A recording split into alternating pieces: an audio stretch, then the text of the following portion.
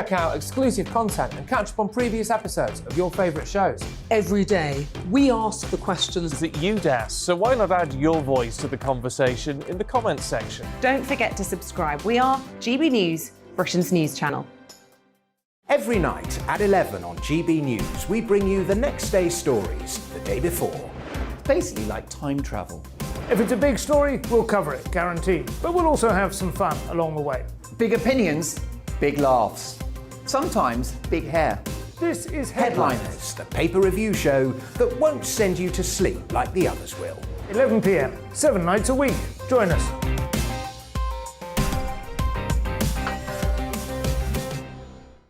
Hello there, I'm Eamon Holmes. And I'm Isabel Webster. And we hope you can join us for Breakfast with Eamon. And Isabel. You make me laugh out loud, belly laugh. Is that important first thing in the morning? Yeah, absolutely. And there's me trying to be deadly serious. News is a serious business. Yeah, I have to rein you in sometimes. Well, it doesn't stop us laughing at it. It doesn't stop us having an opinion on what's going on. Yeah. And it certainly will not stop us reflecting what you think. Weekdays from 6 to 9:30 on GB News. I'm Dan Wootton. Join me Monday to Thursday from 9 to 11 for the feistiest and most fun news debate on TV, where free speech reigns. I'll bring you a sharp take on the day's biggest stories, bombshell newsmaker interviews, and A-list guests. And I guarantee you, no spin, no bias, no censorship, and no reason to go to bed. That's Dan Wootton Tonight, Monday to Thursdays from 9 on GB News.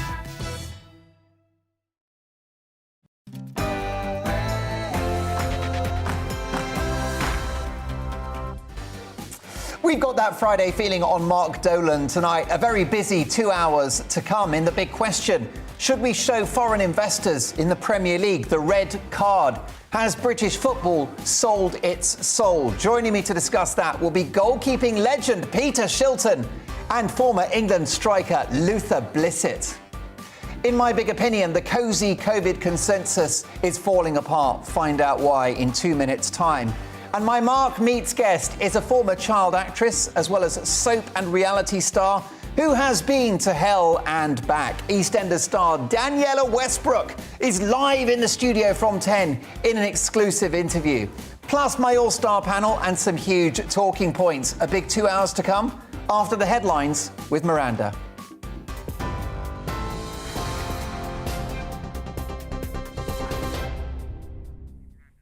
Thank you, Mark. Good evening. The top stories from the GB newsroom. Ukraine's President Volodymyr Zelensky says hundreds of civilians may still be buried in the rubble following Wednesday's airstrike on a theatre in Mariupol. Rescue efforts continue in the city in the southeast of the country, with 130 people recovered so far. Mariupol is surrounded by Russian forces and has seen fierce bombardment. A statement from the city council said that more than 350,000 civilians remain trapped. President Zelensky says work will continue to recover those injured in the conflict. Rescue work is underway at the site of the bombing by the occupiers of the theatre, where Mariupol residents hid from shelling, using it as a shelter. It's known that as of now, more than 130 people have been rescued, but hundreds of Mariupol residents are still under the debris. Despite the shelling, despite all the difficulties, we will continue rescue work. President Joe Biden has told his Chinese counterpart Xi Jinping that China faces consequences from the US and wider world if it offers material support to Russia in its Ukraine war. The comment was made during a video call between the two leaders, which lasted just under 2 hours. According to Chinese state media, President Xi said conflicts such as the events in Ukraine are in the interests of no one. He also said their two countries must make efforts for world peace. The Business Secretary has expressed the government's anger and disappointment following the sudden sacking of 800 P&O Ferries staff. In a letter to the chairman, Kwasi Kwarteng questioned the legality of the decision, saying the company appeared to have failed to follow the necessary processes. It comes as hundreds of protesters demonstrated against the sackings in Dover, Liverpool and Hull. They've called on the government to nationalise P&O Ferries and seize its ships. Speaking outside the London office of parent company DP World, former Labour leader Jeremy Corbyn said real action was needed. There's going to be a big fight over this P&O thing, and the government have got to intervene. It's all very well the minister saying he's got sympathy with the P&O workers. I'm sure he has. Sympathy isn't going to cut it. The government's got to intervene. They've got to say bluntly to P&O, take those workers back. And the Metropolitan Police has announced it will appeal against a High Court ruling which found it breached the rights of organisers during a vigil for Sarah Everard. In a statement, the force said it's important for policing and the public that we have absolute clarity of what's expected of us in law. 2 senior judges upheld a claim by the founders of Reclaim These Streets, who'd planned the vigil, finding the Met's decisions in the run-up to the event were not in accordance with the law. Well, on TV, online and DAB Plus radio, this is GB News. Now it's back to Mark Dolan tonight.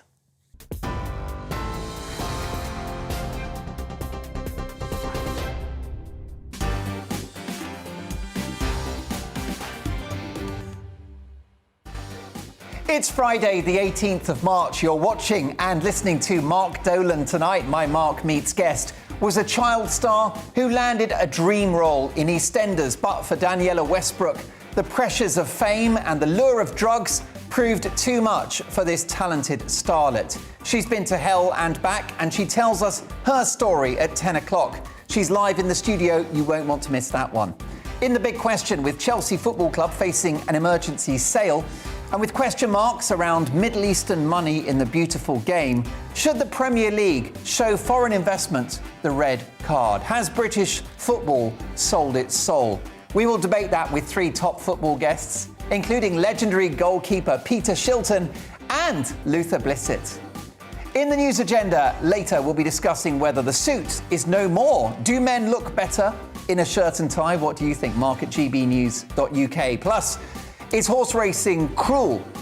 And we'll talk about your school dinner nightmares as well. So many top topics. Did you have good memories of school dinners? Do let me know. Mark at gbnews.uk. I want to hear from you throughout the show, so do get in touch. You know that the best bit of my programme is when I hear from you. Reacting to the big stories of the day is my amazing panel. Tonight, political commentator Benjamin Loughnane, writer and broadcaster Emily Carver, and journalist and former editor of Labour List, Peter Edwards. A big 2 hours to come. It's Friday night, so pour yourself a glass of something cold and Italian, or fire up the kettle and tear open the Jaffa cakes, and let's get to work.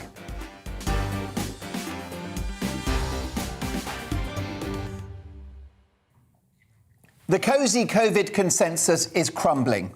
The narrative of masks, lockdowns and school closures is tumbling like a house of cards. The drip-drip of doomsday predictions to which we were subjected has been replaced by a drip-drip of stories in which the authorities distance themselves from these measures and more or less admit that they got it wrong. Strap yourselves in for the mother of all climb-downs. You've got the lockdown-loving White House trying to disown restrictions in a statement from Biden's chief spokesperson, Jen Psaki. She blamed Donald Trump for lockdowns, saying, "We have not been pro-lockdown in this administration." She said that in response to a study suggesting they didn't work. Wow. By the way, I'd put her in charge of America anytime. At least we'd have a president that knew which country Russia had invaded. There's also Dr. Liana Wen, an interesting lady, the chief medical advisor to CNN in America, another network that campaigned hard for COVID measures. She said, "Do not wear a cloth mask. They are facial furniture at best." Quite the climb down. But it goes on. We saw the reining back of advice about sanitizing your hands. Do you remember the first few weeks of lockdown when our hands were raw and blistered from the endless scrubbing? We've seen a climb down in relation to those Perspex screens that you see everywhere. There's the story. COVID theatre at its worst, but exposed as close to useless and positively making things worse. And what about the vaccine, which was sold to us as a way out of the pandemic, but which has seen the most vaccinated country in the world, Israel, see some of its highest rates from COVID in 2 years? Even Bill Gates himself admitted last month that Omicron is now a more effective vaccine than the vaccine itself. He said, sadly, the virus, particularly Omicron, is a type of vaccine. Sadly, eh? The cosy COVID consensus is indeed crumbling. It's no exaggeration to say that in time, history will demonstrate that every single measure failed. Boffins at Johns Hopkins University, one of the greatest seats of education on the planet, has, in an exhaustive study, reported that 0.2% of lives may have been saved by lockdown, 0.2%, which of course begs the question, how many people will be damaged and indeed lose their lives from the medication of lockdown itself? Most countries in the world try to control the virus to one degree or another. Zero COVID has proved to be a disaster. The best example is Hong Kong, who we were supposed to be so jealous of earlier in the pandemic and now face unprecedented cases of COVID. Why? Because the population were not exposed to the virus early on, so they lack something that was demonised early in the pandemic: herd immunity. This is the view of many top medics and scientists, including NHS doctor Katie Musgrave, who tweeted the following. It has now never been clearer that allowing exposure to COVID by encouraging normal life, brackets, social mixing, whilst widely vaccinating the most vulnerable, is the only way to manage the virus. Zero COVID was always a harmful pipe dream. Mixing is healthy. There speaks a top medic. Herd immunity, in my view, should have been the strategy all along, as proved by Sweden, who trusted their people and enjoyed lower COVID deaths and lower excess mortality too, lower than Germany, France, Italy and the UK, and exactly the same excess mortality as their neighbours, Denmark, who locked down hard and had mask mandates. The cosy COVID consensus is crumbling, tumbling into the gutter faster than the top-heavy, party-loving reality star Katie Price. Mark my words, every day there will be a new story about a massive mistake that we've made. Today, top Cabinet Minister Nadhim Zahawi said school closures should never have happened. How we treated children in this pandemic and the colossal debts that they will now inherit is, for me, the greatest scandal of all. That and the horrific cost of living crisis. Inflation is set to reach 10%. Interest rates will rise further. And whilst Rishi Sunak is being implored to help, there's not much he can do. I've always said economic damage will cost far more lives than a virus like COVID ever could. This country, already heavily indebted, simply doesn't have the economic firepower with which to help Brits struggling to heat their homes. That's the nightmare we are now in. Biggest I told you so in history. If the government dishes out public sector pay rises and prints more money to help with fuel bills, that's all well and good, but it will simply fuel inflation further. And before you know where you are, we'll be paying for loaves of bread with suitcases of cash. Well done, everyone. So who knew that you can't control a seasonal respiratory virus? Here's an example of just that point. South Korea with a very successful zero COVID policy. Is that right? Well, I'm afraid not. The journalist Ian Miller points out in this graph that even with 95% adherence to mask wearing and vaccine passports, they've reported 621,000 new cases. Or how about this other beauty from Ian Miller in relation to lockdown-loving Germany? Here's the tweet. Less than 5 months after the Atlantic newspaper said that Germany was beating COVID with N95 masks and vaccine passports, they've broken previous records again and set a new high in cases. Hard to believe anyone still thinks it's possible to beat COVID with government policies. Who knew? What about 34 billion on test and trace? 2 billion on testing alone, the accuracy of which the Mail has cast doubt this week. We spent $500 million on respirators that weren't used. And don't get me started on those Nightingale hospitals, monuments to scientific arrogance and miscalculation. We are where we are, but I won't forget any of this nonsense, and you won't forget it either. And the figures that did this will, of course, try to wriggle out of it and rewrite history, and I predict the inquiry will be a stitch-up.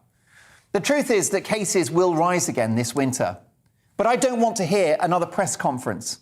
I don't want to read about mask mandates, school closures, or let's lock down for 3 weeks to to flatten the curve. I'm afraid all of that is done. The lockdown lovers have had it their way for the last 2 years, and all we have to show for it is a poorer, angrier and more diminished country. It must never happen again. How can it even? The country's so broke, we're just a few more lockdowns away from having to decide which of our children to eat first. Forgive this madness by all means, but never forget.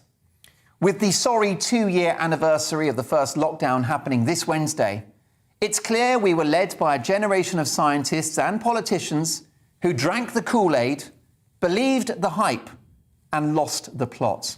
All in a devastating and failed attempt to stop a highly infectious virus and one non-fatal to most. When we reflect on Wednesday about what has happened and what we've done, 2 words must resonate across the length and breadth of this land. Never again.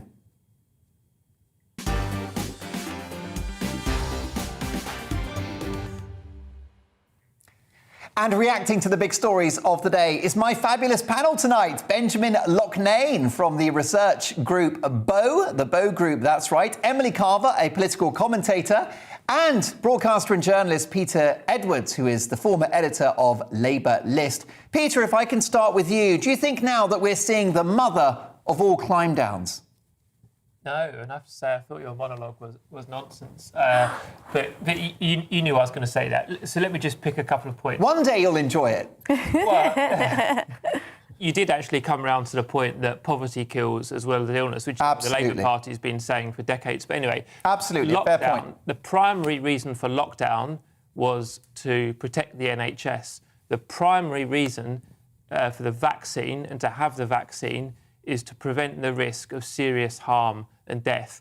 We're never going to get to zero COVID. And to be frank, I haven't heard a politician of any party in the UK aspire towards zero COVID because it just seems inconceivable, just like zero flu every winter seems inconceivable. And I was struck, perhaps a lot of your examples were not British examples. It was the advisor to CNN or an unelected US official. I'll just leave you with one thought. Lockdown 1, opinion poll, public support 80%. Lockdown 2, public support 80% in favour. Peter, all fair points, and of course I'm delighted you disagree because that's what this show is all about. Although, Emily Carver, the British people may have supported lockdowns, but I think the British people, with respect, were wrong. I would agree with you. I think this has been going on for a number of weeks now. There's been a lot of COVID revisionism from people who were the loudest supporters of lockdowns from the very start and throughout. Various commentators, various high-profile journalists, various politicians, as you've mentioned in your monologue. So many people, now that we're back to relative freedom, now that we don't have COVID restrictions in our lives, many people are now forgetting, having some kind of amnesia over what they previously supported. And, you know, I think that's a problem. But I think if they accept now that lockdowns weren't right, then that's great. We've learned from this experience and hopefully it will never happen again. Because if you look at China now, they're still trying to have what they call a dynamic zero COVID program or whatever they call it. And you know what they've got? They've got another complete full lockdown in Shenzhen, which has 17.5 million people. They're now having to ease it slightly because of the economic damage, and it keeps continuing. There is no such thing as zero COVID. Thank God we've got vaccines. We can just get on with it now. What are your thoughts about this, Benjamin? Do you think there is revisionism in the upper echelons of power? Well, I think it's incredible how much these people sound now like what they would have referred to as conspiracy theorists a couple of years ago. All of the points that they're coming out with now, had you said that 6 months ago or a year ago, they would have pointed at you and go, oh, you're pro-COVID, you're trying to spread the virus around. You know, there is an enormous climb down happening, and people have, unfortunately, a very short memory. So people don't remember the fact that some of these most virulent, aggressive characters who are so pro-mask and lockdown and all the rest of it and would allow no room for any other opinion are now turning around and going, oh, I was never that sort of extreme. I never really said that. And I think we can't forget. We need to remember what happened. We need to remember how quickly people turned on each other and how quickly people formed into tribal groups and started to other a certain group of people for not wearing masks or not doing lockdowns and so on and so forth, we can't forget the lessons that we've learned over the past 2 years, which is that it's very easy to divide people and turn them against each other. And quite an animalistic thing came out over the past couple of years. And we can't just let that, we say, oh, it's over now, we'll just forget that happened. It could happen again. Peter Edwards, are you not surprised by the lack of a noticeable difference in outcomes for countries and territories that locked down hard and others that didn't? Well, I really think with these international comparisons, we're comparing apples with oranges. Every country is different. They have different... Well, how about Sweden versus Denmark? They're pretty similar, aren't they? But every time we were doing badly case-wise, those comparisons were very much brought up and they were very much used as evidence for the fact that we weren't locking down hard enough. So I think that's a little bit disingenuous. I think I try and give a view on a lot of things. I think asking me about the Swedish and Danish health policy of 2 years ago is quite a niche issue. I just want to go back to the point a few of you...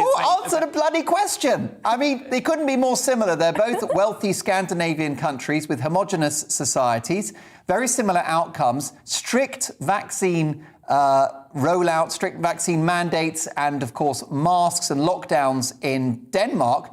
Nothing of the sort in Sweden. You would expect, wouldn't you, a different graph for Sweden in terms of excess deaths? Peter, does that not give you pause for thought? I'd like you to answer perhaps a question from me, which is, I keep hearing about this climb down and from some of the other panellists, but no one's actually used a name. So who in Britain, given it's a decision made by the government, but there was cross-party support for the first lockdown, who in Britain has actually done the massive climb down? Well, just today... let me answer the question. Just today, the Cabinet Minister Nadhim Zahawi, who said it was a mistake to close schools, which we were told at the time would save lives. Well, you're answering a different question. My question was about... Various commentators from The Guardian, The Mirror and also from Sky News, I believe, have backtracked on what they previously said. I'm not going to name the name because I've forgotten the name, but there's a particular woman, I think it might be... I can't remember her name. I've forgotten his name. No. It is true. There have been so many commentators in our press who have completely forgotten previous statements that they made about lockdowns. I imagine the likes of Piers Morgan as well has also backtracked on what he was doing. Piers Morgan, I think we can all agree, has probably contradicted himself more than once. He has huge influence, and he was interviewing our ministers and secretaries of state throughout this pandemic. So I think that's significant. But Peter, all I want to say is, and it's all about opinions, but you would expect to get more bang for your buck from lockdowns, wouldn't you? If you compare any territory, any country that had them, you certainly would expect Florida to have seen more people die from COVID than California, for example. Bang for your buck, test and trace. Perhaps one of the small bits in your monologue I did agree with, £34 billion on test and trace. It has not worked. I think every penny invested in a vaccine, a big tick from most of the nation. £34 billion on test and trace. There's kind of story after story in every type of paper about why it's botched. That was something your mate Keir Starmer was pushing hard for. In the end, any epidemiologist worth their weight will tell you that once numbers get to a certain level, the test and trace protocol is a waste of time. We saw that in the winter of 2020 in Germany. Well, I think my mate Keir was right to push for test and trace. The issue is value for money. You just said a minute ago it was bad. No, I said it was not value for money. I'm not against test and trace, but £34 billion, every report, and I think a few common select committees have looked into it, it hasn't delivered value for money.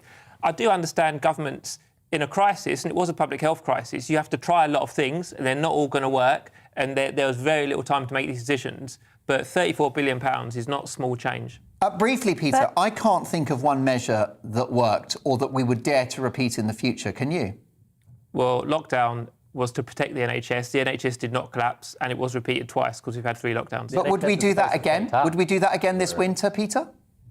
Sorry, you're talking simultaneously. Yeah. Sorry, Peter. Would we do that again this winter if cases rise? To be honest, I wouldn't rule it out, but I think the government will refrain from that because I think Boris Johnson is frightened of Tory backbenchers. But is he not frightened about economic ruin? How many more lockdowns can the country afford? We've got £2 trillion worth of debt. Should we make it 3 trillion, 4 trillion? While you would love a Labour activist to come on and call for more debt, that's not going to be my approach. But I think... Well, that's what you'll get with the lockdown, though, Peter. May I just say on the £34 billion for test and trace, a huge amount of that money was on the testing, which is something that those in the Labour Party were advocating for us to continue doing and for free at the point of use. So that figure would simply go up and up and up. if this government hadn't taken that very sensible decision to make them not free ongoing for anyone who wants them. That's a sensible way to essentially send a signal to people that we don't need to continue living under the fear of this virus anymore, and we need to start living with it. So I imagine that bill would have been much, much higher were it not for some of the decent decisions that this government made. Well, look, I'm aware that Peter is at odds with the comment of the panel. And, Peter, that's why we love having you on the show, because it is all about a diversity of opinion. I think Peter's right to point out that the British public have been wholeheartedly supportive of these measures throughout, and that's something that we have to acknowledge. Benjamin, your closing thoughts on this one. Do you think that the government would consider future measures like lockdown? My guess is that we'll never go there again, but what do you think? Well, I think, the old adage, prevention is better than the cure. We need to have learned from the past 2 years what the weaknesses were in the system. For example, the weaknesses in the NHS.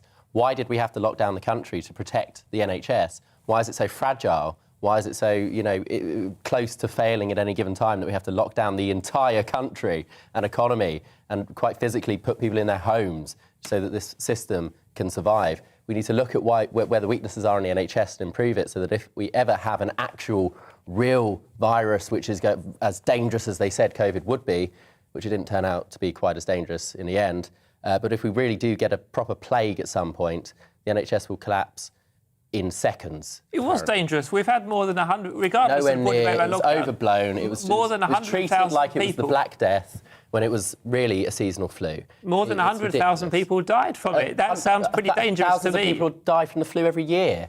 Well, I take that seriously as well. So do I, but I don't want to shut down the country and the economy over it. I think the crucial point is that the government never gave us a cost-benefit analysis, and without that, there was absolutely no justification to lock people down in their homes out of principle.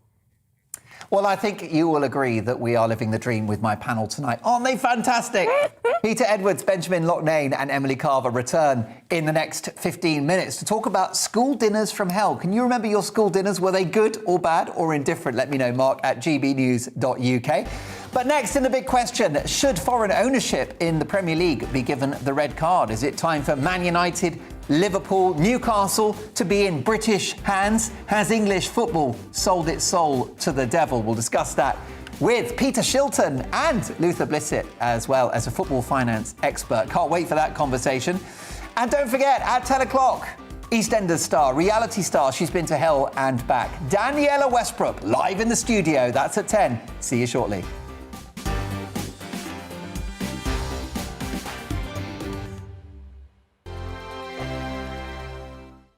GB News is the UK's home of discussion and debate from all perspectives. To stay up to date on the latest stories, make sure that you subscribe to the GB News channel right here on YouTube. You can watch us live 24/7 across the whole world. You can also check out exclusive content and catch up on previous episodes of your favourite shows. Every day, we ask the questions that you'd ask, so why not add your voice to the conversation in the comments section? Don't forget to subscribe. We are GB News, Britain's news channel.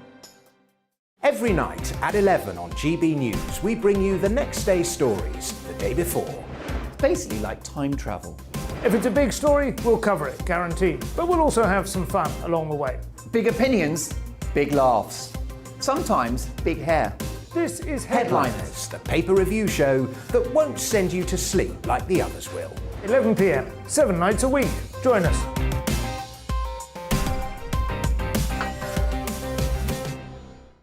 Hello there, I'm Eamon Holmes. And I'm Isabel Webster. And we hope you can join us for Breakfast with Eamon and Isabel. You make me laugh out loud, belly laugh. Is that important first thing in the morning? Yeah, absolutely. And there's me trying to be deadly serious.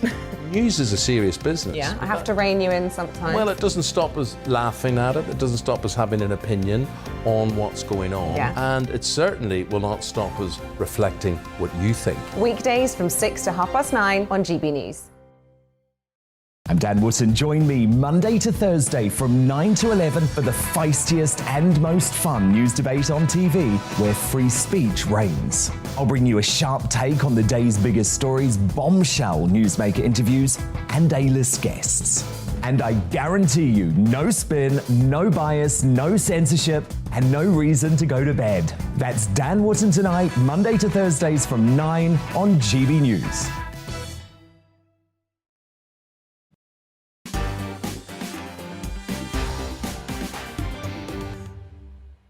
fridge with. I will get to your emails very shortly, but when you think of football, you automatically think of money. The sport is one of the biggest businesses in the world.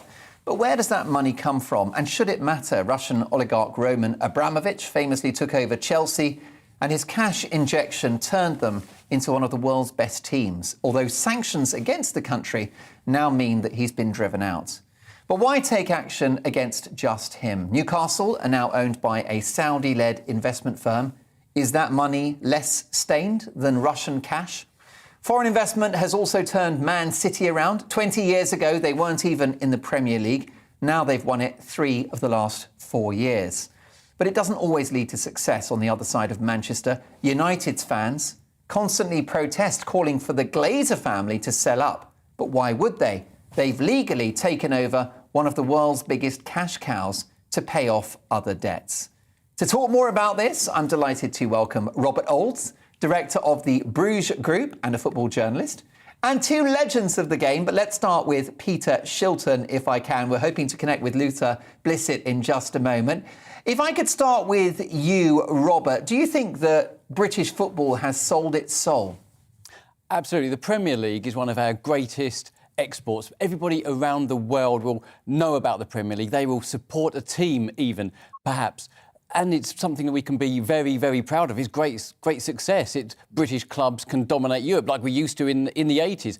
But, of course, it's getting tainted with dirty money. There are very little rules on who can be an owner of a club or director of a club. In some cases, we're not actually sure who runs some clubs. They're run by offshore holdings, to name one big London club itself. And there could be, indeed, money laundering activities going on and people who are sports washing. We've had clubs that are owned by Indonesian people who are known as criminals, and people in their own countries who are partaking in criminal activities. And the English Football League and football in the UK generally needs to be cleaned up, because otherwise it reflects on the whole game and it reflects on us as well, because it is that important internationally. We know about, supposed dirty money, which is a concern around Chelsea's ownership, which is why there's now an emergency sale. But also this idea of a leveraged buyout, as done by the Glazer family in Manchester United. Can you explain what a leveraged buyout is and why it's so bad for clubs? This is a common business practice, and what the Glaziers did regarding Manchester United is they borrowed a load of money to buy Manchester. Almost £500 million. Exactly. These are massively large, publicly limited companies, and they put the debt on to the company. So they don't ever have any responsibility. If things don't work out financially, it's the football club that is ruined. Because Manchester United was in the black when it was purchased by the Glazer family. It was in profit, wasn't it? Didn't have a pound of debt.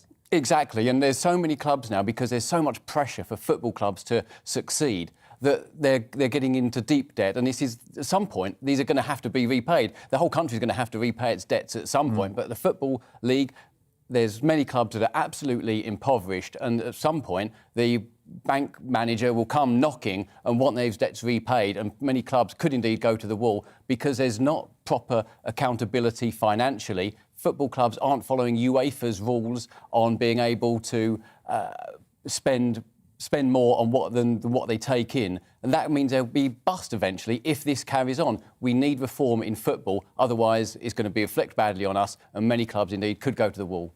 Peter Shilton, football ownership was a very different picture when you were one of the greatest goalkeepers in the world. Do you think football has changed for the better or the worst? Well, I think certainly as a global game, it's for the better. I mean, football now is shown all over the world. The Premier League, which is our league, and we look on it as our league. The fans in this country support our league, but really it's a global league, and this is why we're getting a lot of foreign owners coming into the league. They see it sometimes as an investment, sometimes it helps their other businesses by the profile of it. So there's many reasons, but generally, all the fans want is success, and they're always looking for success. And some of the big clubs now with foreign money have managed to provide that.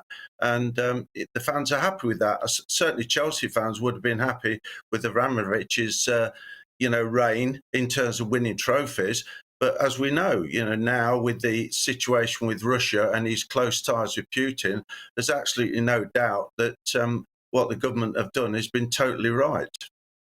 Yes, I mean, obviously you played for England with such distinction, but you also played in your club career for Leicester City, Stoke, Nottingham Forest, Southampton, Derby County and others. How has the culture of football changed since you played? Yeah, well, I started out in the 60s as a very young man, I've got to say that. And obviously saw still a young man. 4 or 5 decades of football, and it gradually changed. I mean, when I started out, it was a local businessmen would run a club. They would probably lose money, there wasn't the TV sort of games. It was once a week it was shown, and it gradually took off. But it was really when the Premier League started and the money started to come in, and we got players from all over the world joining the league, and it's just gradually escalated. I mean, that people who run football and run the Premier League, they're supposed to be, policing it the right way, looking into people who take over clubs. And of course, there's been an unbelievable amount of money put into the game. It's getting even bigger now. Where's it all going to stop? I don't know. But certainly, there's been some people who have gone in and basically not really invested and used it as an investment. There's other people have taken over clubs and, absolutely put unbelievable amount of money and got trophies. And it is all about money now, which is not a great state for the game.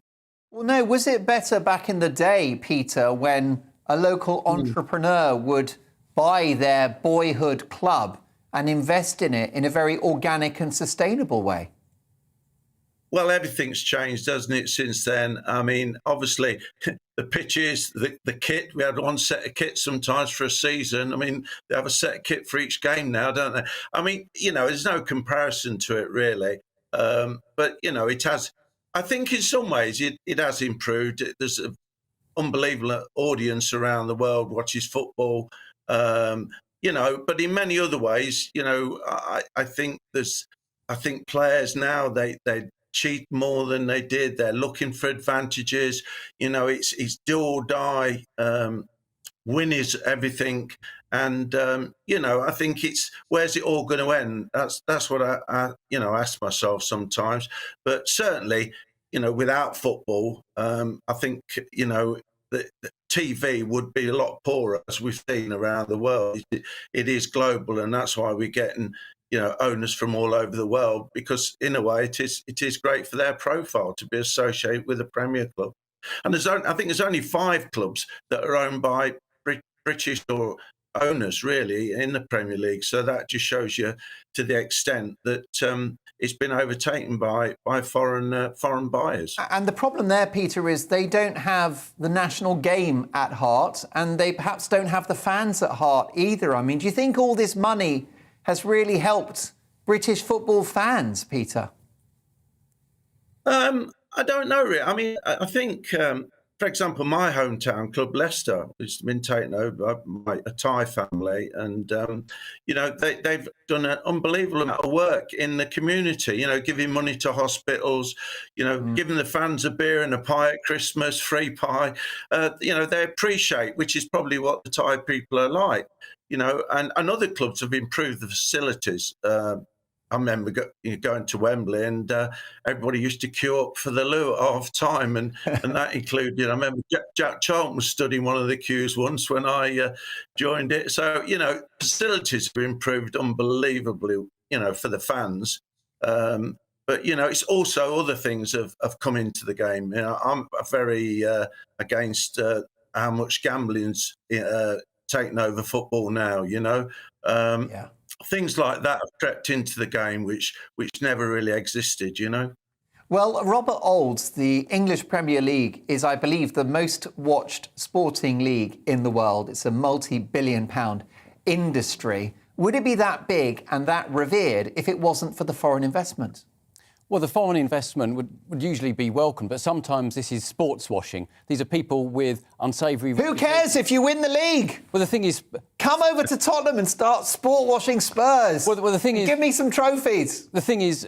Politics now and sport aren't two separate things. They're indivisible. They are, we have footballers who are now human rights activists telling the government what to do on policies. We cannot have a situation now. It'd be good to go back and have sport completely separate, and it wasn't political at all now, but that's not the world we live in. Now it's deeply ingrained with politics, and we see this has important implications internationally. We gave the Olympics to Beijing in 2008, and China became more oppressive. Given the Winter Olympics, even though they've arguably been committing genocide in Xinjiang province, and of course giving the World Cup to Russia in 2018. And we're off to Qatar, don't forget. Well, Qatar's kind of a different point because Qatar actually changed and is actually a model of how things improved. Qatar actually improved their labour laws. It's still got a long way to go, but they're in a sense an antithetical because it's been a force for good. And Nelson Mandela, he actually said that sport has the power to change the world. Indeed, it does, and Qatar's probably the one example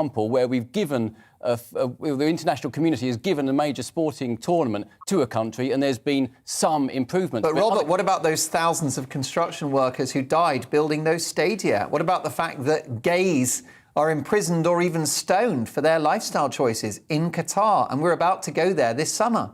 That's really interesting that you say that about Qatar, because a lot of those stories appeared in The Guardian, and we think actually that they were somewhat not true, to put it bluntly. There's other countries that are, such as the United Arab Emirates and Bahrain. We're going to be a Grand Prix in Bahrain, and there's not a talk of the human rights abuses there that were committed by Saudi Arabia when they essentially took over the place. There is a very unequal depiction of various countries, and Qatar is actually welcoming gay couples to go there. There will be people can wave the rainbow flag. And going back to Leicester, of course, Peter's hometown club, that is a very positive story about foreign investment, isn't it, Robert? Oh, yeah, absolutely. But, of course, what do they want in return? What's the price? What do we know about these people? How will it reflect on us? Football is, of course, very important, but, of course, at what cost does it have? What cost to the people when people's reputations are being sports washed, when Roman Abramovich has been alleged that he's supplying steel to the Russian army, which is now at work in Ukraine? That's something which is something we should not necessarily be proud about. Okay. So there's a cost. We can be proud that our clubs are winning, but they were winning before in Europe. In the 1980s, we dominated Europe, and that was without the big money because English players had passion and English fans were very passionate, and that's in the Premier League and the English First Division then had the most driven football players who just really wanted to succeed, and we could always beat the Continentals because of that drive. So we don't necessarily need the big money to win. And Robert, briefly, what is the best model for football club ownership in this country? What we need is to improve the directors and owners test to make sure that people who are suspected of criminal activity in their home country or even in the UK cannot get involved in football. We just can't afford the costs to be associated with it. We need to make sure that clubs are properly audited, they follow good financial management, so they aren't going to be going bust and people's heritage being wiped out. Because some clubs are on the brink of bankruptcy, and we've seen some clubs lower down in the league become no more. And that's a real shame, because there's hundreds of years of history, and England has a great tradition, and we can't divorce ethics now from the beautiful game. We can't actually separate the two. It has to be whiter than white and appear to be so as well. Well, I personally think it's a shame that some of our great clubs like Newcastle, Liverpool and Manchester United and Man City are not in British hands. But Peter, a final thought on the money. What's unfortunate about all of the billions being generated by the Premier League is it doesn't really seem to be going back to grassroots football. It seems to be going into the pockets of footballers, another 100 or 200 grand a week, and I'm not sure what that achieves.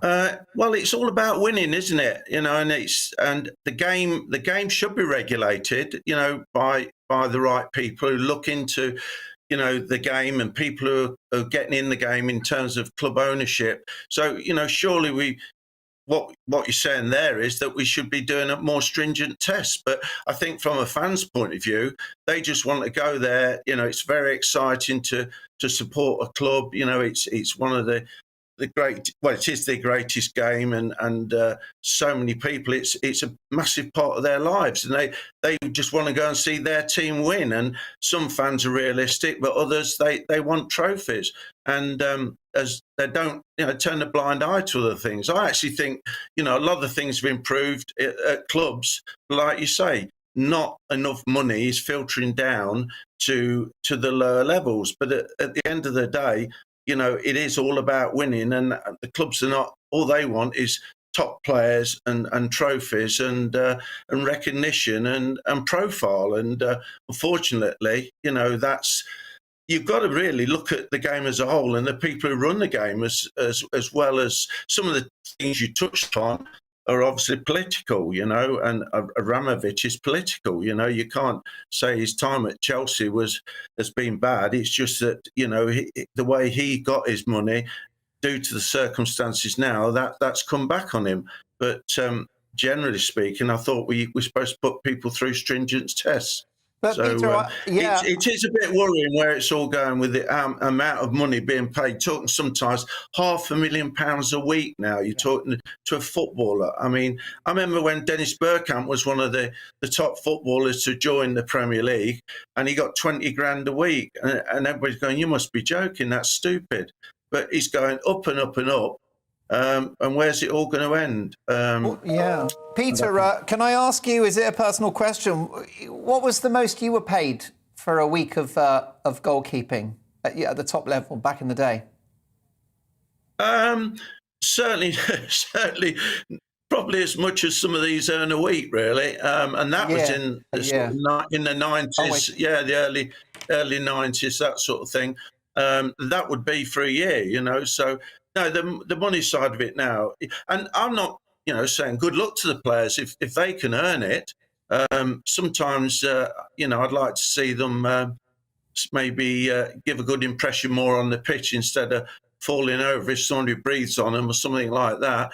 But at the end of the day, that's the way the game's gone. And I think it's up to managers to control their own players. I mean, managers I played with would probably, take a player off if you thought he was cheating or falling over for nothing. But now managers, they seem well happy with it if they can get a penalty out of nothing, which to me just shows the pressure they're under. There's a lot of things to be improved. Peter, final thought on that. It's just a question really about whether English football, British football has lost its soul, because, I mean, if you were playing in the Premier League now, you'd be on £500,000 a week. You'd be the best goalkeeper in the country, which you were at the time.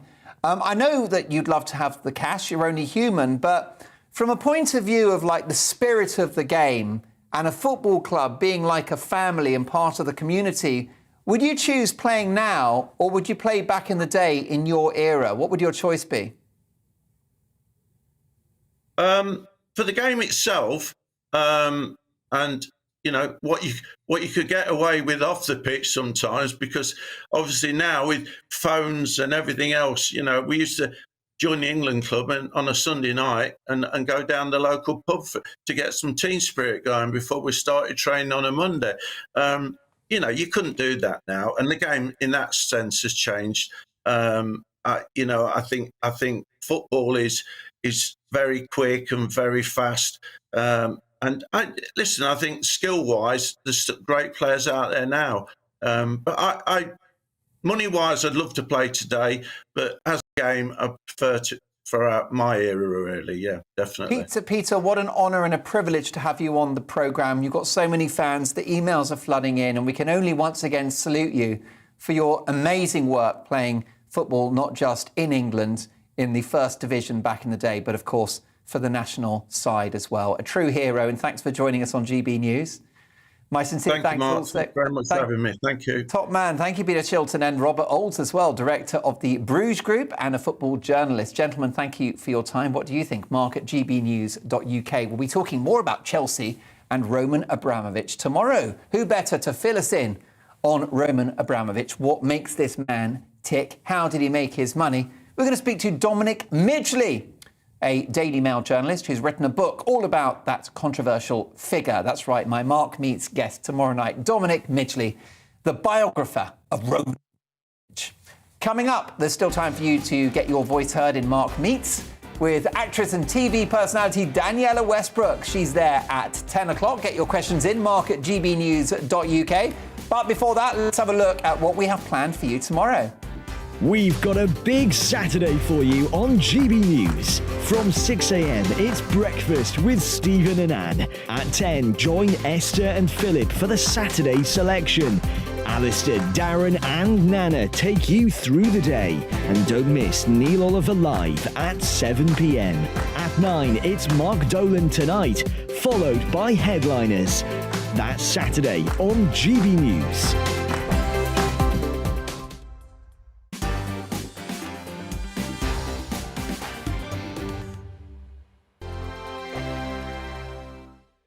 GB News is the UK's home of discussion and debate from all perspectives. To stay up to date on the latest stories, make sure that you subscribe to the GB News channel right here on YouTube. You can watch us live 24/7 across the whole world. You can also check out exclusive content and catch up on previous episodes of your favourite shows. Every day, we ask the questions that you'd ask, so why not add your voice to the conversation in the comments section? Don't forget to subscribe. We are GB News, Britain's news channel. Every night at 11 on GB News, we bring you the next day's stories the day before. Basically like time travel. If it's a big story, we'll cover it, guaranteed. But we'll also have some fun along the way. Big opinions, big laughs. Sometimes big hair. This is Headliners, the paper review show that won't send you to sleep like the others will. 11 p.m, 7 nights a week. Join us.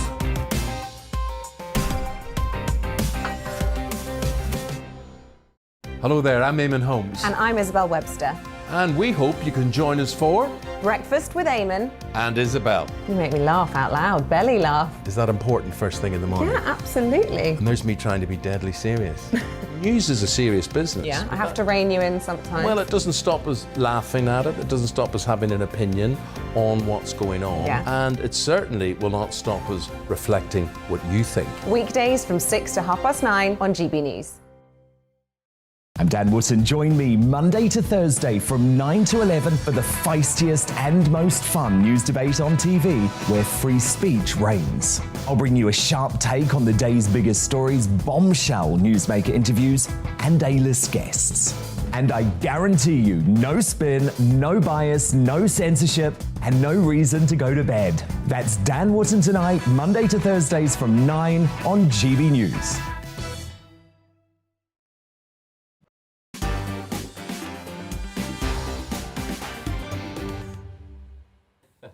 Big reaction to my big opinion monologue. It was all about the climb down. The cosy COVID consensus is crumbling. That's my view. George and Gareth have edited down the monologue. It's now available on Twitter at GB News if you want to watch it, if you missed it. Mick says, hi, Mark. In terms of the NHS during lockdown, on the altar of COVID, it completely failed to treat countless thousands of non-COVID patients with other life-threatening diseases. In that respect, it very much did collapse anyway. And how about this from Chris? Of course, 80% of the people supported lockdown as they were lied to by the government and hand-picked experts, told 24/7 they would kill their granny. I'm so angry, it's unreal. I want some accountability. It's a crime what was done. Psychological warfare against our own people. Strong views there from Chris. If you disagree, do drop me a line, mark@gbnews.uk. Do you think, on balance, the government got it right when it came to their COVID response? Now, we're going to talk about school dinners because there's a great story in the Mail today. Just before we move on to Oh, yes. I understand it was your birthday yesterday. It was. And we've got a little surprise for you. You don't. If I just take this I out love from surprises. under here. No, I know. Oh, I wasn't really I know expecting this. You're on a no-carb diet. But I'll break it for you, Carver. Look at that Happy lovely birthday. cake. That is absolutely No beautiful. candle because of fire and safety. Yeah, that's it. We don't want to burn the place down, do we? So well, thank happy you so birthday. much. And let me share this cake with my lovely viewers. That looks like a Sainsbury's special. Blimey, you've got plates and everything. I feel very honoured. We have about 6 plates for some reason, but there we go. Well, they really sprung this one on me, I've got to say. I am the tender age of 48. So I'm a year older, but not a year wiser, sadly, as you find out every weekend night here at GB News. Whilst we tuck into the cake, and thank you so much for that, let's have a look at some of your emails in regards to lockdowns. Mark, I know of people, adults and children, who have had COVID and have been poorly. It's not just the sniffles. I wish GB News presenters would stop describing this as cosy COVID. It's not like that for everyone. Howard has posed me an interesting question there about my monologue, although I've described COVID not as cosy, but the consensus around it. But I still do take your point. Great argument in your monologue about COVID reality. However, you talked about having COVID and vaccinating only the most vulnerable being fine. But you're still caveating some of your interviews. Recently, Dr. Malhotra, who talked in this way about vaccines by saying that you are triple jabbed and that the government tells us the vaccines are safe for all and have few side effects. Is that not a contradiction? Peter, thank you so much for that. Look, I'll get to your emails shortly, but it's time to react to the big stories of the day. Benjamin Loughnane, Emily Carver and Peter Edwards. A Welsh secondary school has sparked fury and outrage among parents who say their children's school dinners look inedible, not incredible, inedible. Take a look at this. What do you think?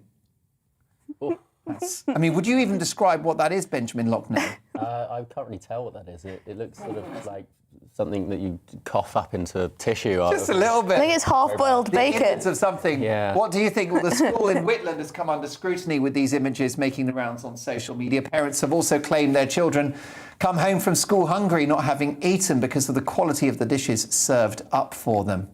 Quite shocking. Do you have school dinner memories? Were your school dinners good, Peter? When I started secondary school in 1992, and they were pretty dire then, I have to admit. I think, to be fair to several governments, they've improved massively. But as I remember them, it was burger and chips in the 1990s. So I took my... Maybe this is a bit Labour Party-ish. I took my own sandwiches in and was a lot happier as a result. And you have that rather handsome Adonis-like frame to show for it. So clearly... I'm unintentionally slim, that's quite right, yeah. Maybe it's the school dinners put me off heavy eating. This is a nice opportunity to have a dig at Mark Drakeford, I guess. It probably is. This is, an advert for Devolution, these Welsh lunch Well, listen. He didn't cook the dinners, did he? The two of you can remember your school dinners quite well because it wasn't as long ago as it was for Peter and I. Not quite as long ago, no. So, did you have good school dinners? I looked forward to lunch. Really? Yeah. What was a good lunch then? I would get something hot, like, I don't know, shepherd's pie, and then I'd have apple crumble, something delicious like that. And then in sixth form, I wanted to be skinny, so I'd just sort of eat a little salad. Well, that you achieved. Let's have a look at some examples of some school dinners. Again, something that you would probably produce after a night on the tiles. At 3 a.m. Good God. Inedible white food, macaroni cheese. That's Sad, not too Mac. Really? No. I'd have to eat that food after a few beers, like beer goggles. It just looks a bit raw. Oof. How about you, Benjamin? Did you have good school dinners? Hat lunches. As well? Best Blimey, answer. Really? Yeah. A couple of you have opted out. My school my dinners mum's weren't a great cook. Really? Always beats the school stuff. So yeah. You made pat your lunch. lunches every day. Every day. And without you're fail. one of 6. 7. One of 7. Yeah, buy in That's bulk. a lot of meals. Make them in bulk. So you know how to meal prep from a young age. Indeed. Julia says, Dear Mark, I'm loving the show. I went to school in Wood Green and Tottenham. I have nothing but happy memories. Our school dinners were always delicious. I'm very pleased to hear that. Richie says, Mark, chicken supreme, tapioca pudding. Loved school dinners in the 70s. Oh, how about that? How about this? Hugh says, in the 70s, school dinners at the independent day school I attended, Cranes Court, St Peter's in Oxford, a typical dinner, 1 fish finger on Mondays and Fridays, half a beef burger on Tuesday and Thursday as a treat, and on Wednesday, 1 tablespoon's worth of toad in the hole. No, I don't believe that. You still had rationing, poor chap. I just remember roast potatoes at school. The rest of the food was inedible, but the roast potatoes were incredible, just with lots of salt, and they were cooked in lard because it was the 80s. And I've still got happy memories. Also, square pizza. That was quite bizarre. It was basically bread with tomato ketchup and a bit of cheese. But hey, beggars can't be choosers. Brilliant stuff. We've got lots more to come. In just a couple of minutes, Daniella Westbrook live in the studio for Mark Meets, my alternative news headlines, another great British game show, and more from my fabulous panel. Is horse racing cruel? We'll talk about that and much, much more. See you shortly.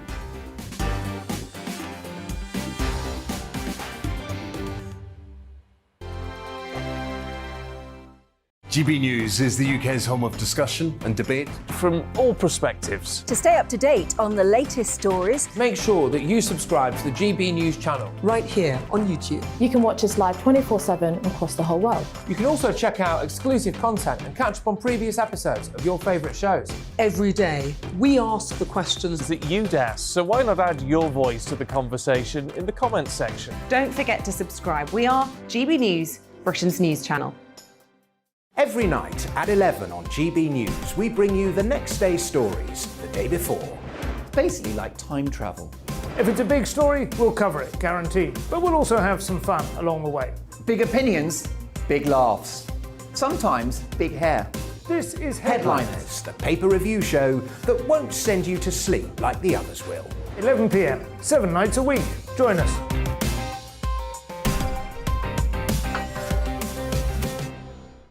Hello there, I'm Eamon Holmes. And I'm Isabel Webster. And we hope you can join us for Breakfast with Eamon and Isabel. You make me laugh out loud, belly laugh. Is that important first thing in the morning? Yeah, absolutely. And there's me trying to be deadly serious. News is a serious business. Yeah, I have to rein you in sometimes. Well, it doesn't stop us laughing at it. It doesn't stop us having an opinion on what's going on. Yeah. And it certainly will not stop us reflecting what you think. Weekdays from 6 to 9:30 on GB News. I'm Dan Wootton. Join me Monday to Thursday from 9 to 11 for the feistiest and most fun news debate on TV, where free speech reigns. I'll bring you a sharp take on the day's biggest stories, bombshell newsmaker interviews, and A-list guests. And I guarantee you, no spin, no bias, no censorship, and no reason to go to bed. That's Dan Wootton Tonight, Monday to Thursdays from 9 on GB News.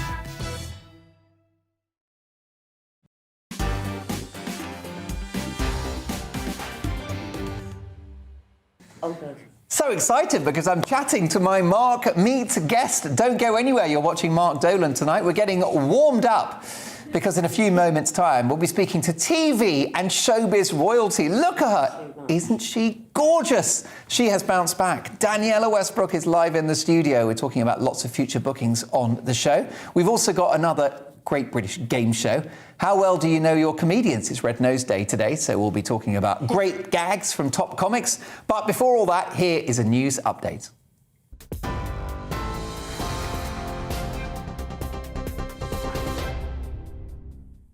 Thank you. Good evening. Top stories from the GB newsroom. Concern is growing over civilian casualties in the besieged southern port city of Mariupol. Russia's advance in Ukraine has largely stalled, but the Russian Defense Ministry said it was tightening the noose around Mariupol and that fighting had reached the centre.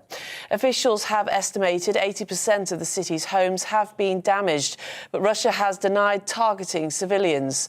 Ukraine's President Volodymyr Zelensky says hundreds of civilians may still be buried in the rubble following Wednesday's airstrike on a theatre.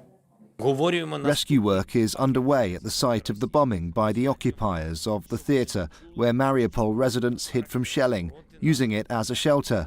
It's known that as of now, more than 130 people have been rescued, but hundreds of Mariupol residents are still under the debris. Despite the shelling, despite all the difficulties, we will continue rescue work.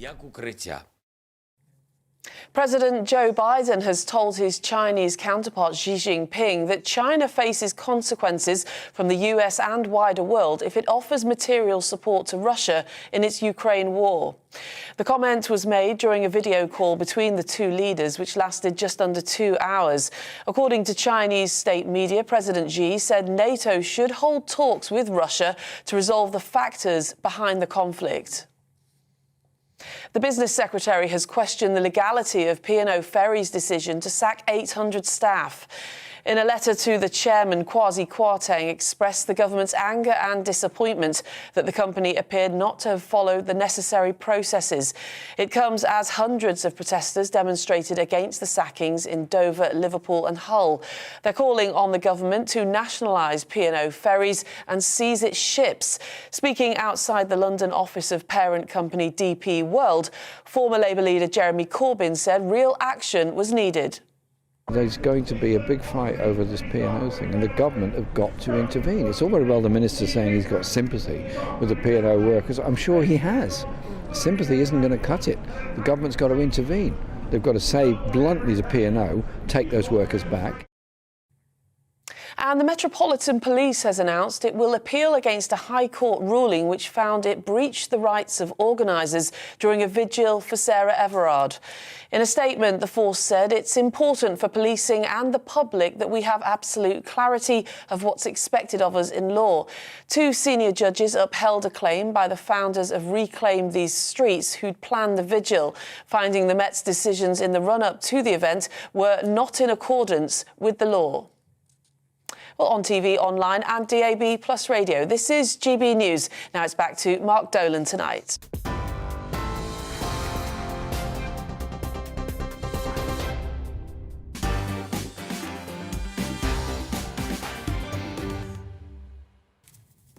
It's time now for my alternative news headlines, and tonight Victoria Beckham is in the news. She made £700,000 last year without singing a note. It's thought she could become rock's first billionaire if she promises never to sing again.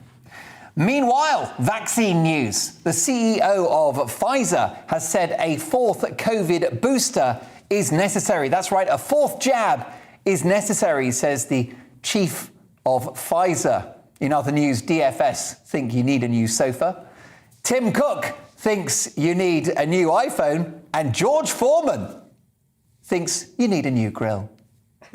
The upmarket shirt maker TM Lewin have sadly gone bust as workers continue to ditch their suits. This is crazy in my opinion. There's no way a man could be successful if he didn't dress smartly, surely. Oh, well, there's an exception to every rule. Talking of style, Sarah Ferguson has hit the front pages. The ex-royal has visited Poland to offer support and comfort to Ukrainian refugees, which begs the question, dear God, have these people not suffered enough? The possibility of Prince Andrew turning up has sent many back to Ukraine. Too soon? And last but not least, the actress Emma Watson has seemingly had a bit of a go at Harry Potter author J.K. Rowling, who of course made this young woman a star and a multi-millionaire. At an awards ceremony, Emma Watson said that she's here for all the witches, seemingly a comment on Rowling's defence of women's rights. Well, here on Mark Dolan tonight, we got to wondering how Emma Watson's career would be going if it weren't for J.K. Rowling. I've got no doubt she would probably be more successful, perhaps starring as William Wallace in Braveheart. Freedom! Of course, as you see in the background there, I'd always have her back. Perhaps she would be James Bond. Shaken, not stirred. What about that Bond girl, by the way? Blimey, it's supposed to be me. It looks more like Michael Gove, doesn't it? However, many speculate that in reality, without J.K. Rowling, the best she could hope for is pulling pints at the Queen Vic. The Queen herself doesn't look too impressed, and I'm certainly feeling thirsty. Well, there you go, folks. If she was busy and you needed a new cast for Harry Potter and the gang, here's my perfect suggestion. I'm sure my superstar panel and I could chip in. Look at that, 3 wizards, if ever I saw them. But of course, when you've got a story like that, you need a lovable rogue, don't you? Come on, this will be worth the wait. There you go. That's what I call magic. Peter Edwards, lovable villain. Well, there you go, folks. Those are your alternative news headlines.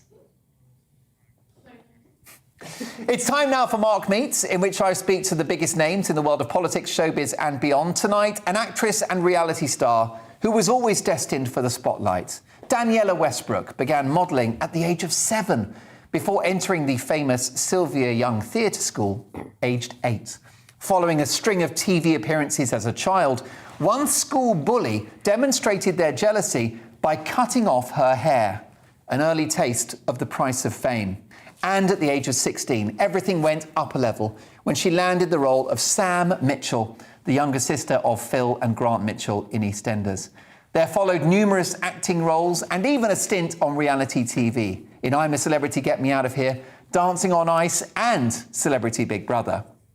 But Daniela is as well known for some of her off-screen problems, including a well-reported addiction to drugs. However, ever the survivor, Danielle has bounced back from these problems. She has overcome so much, even a brush with cancer, and is now looking to the future with plans to be a holistic therapist.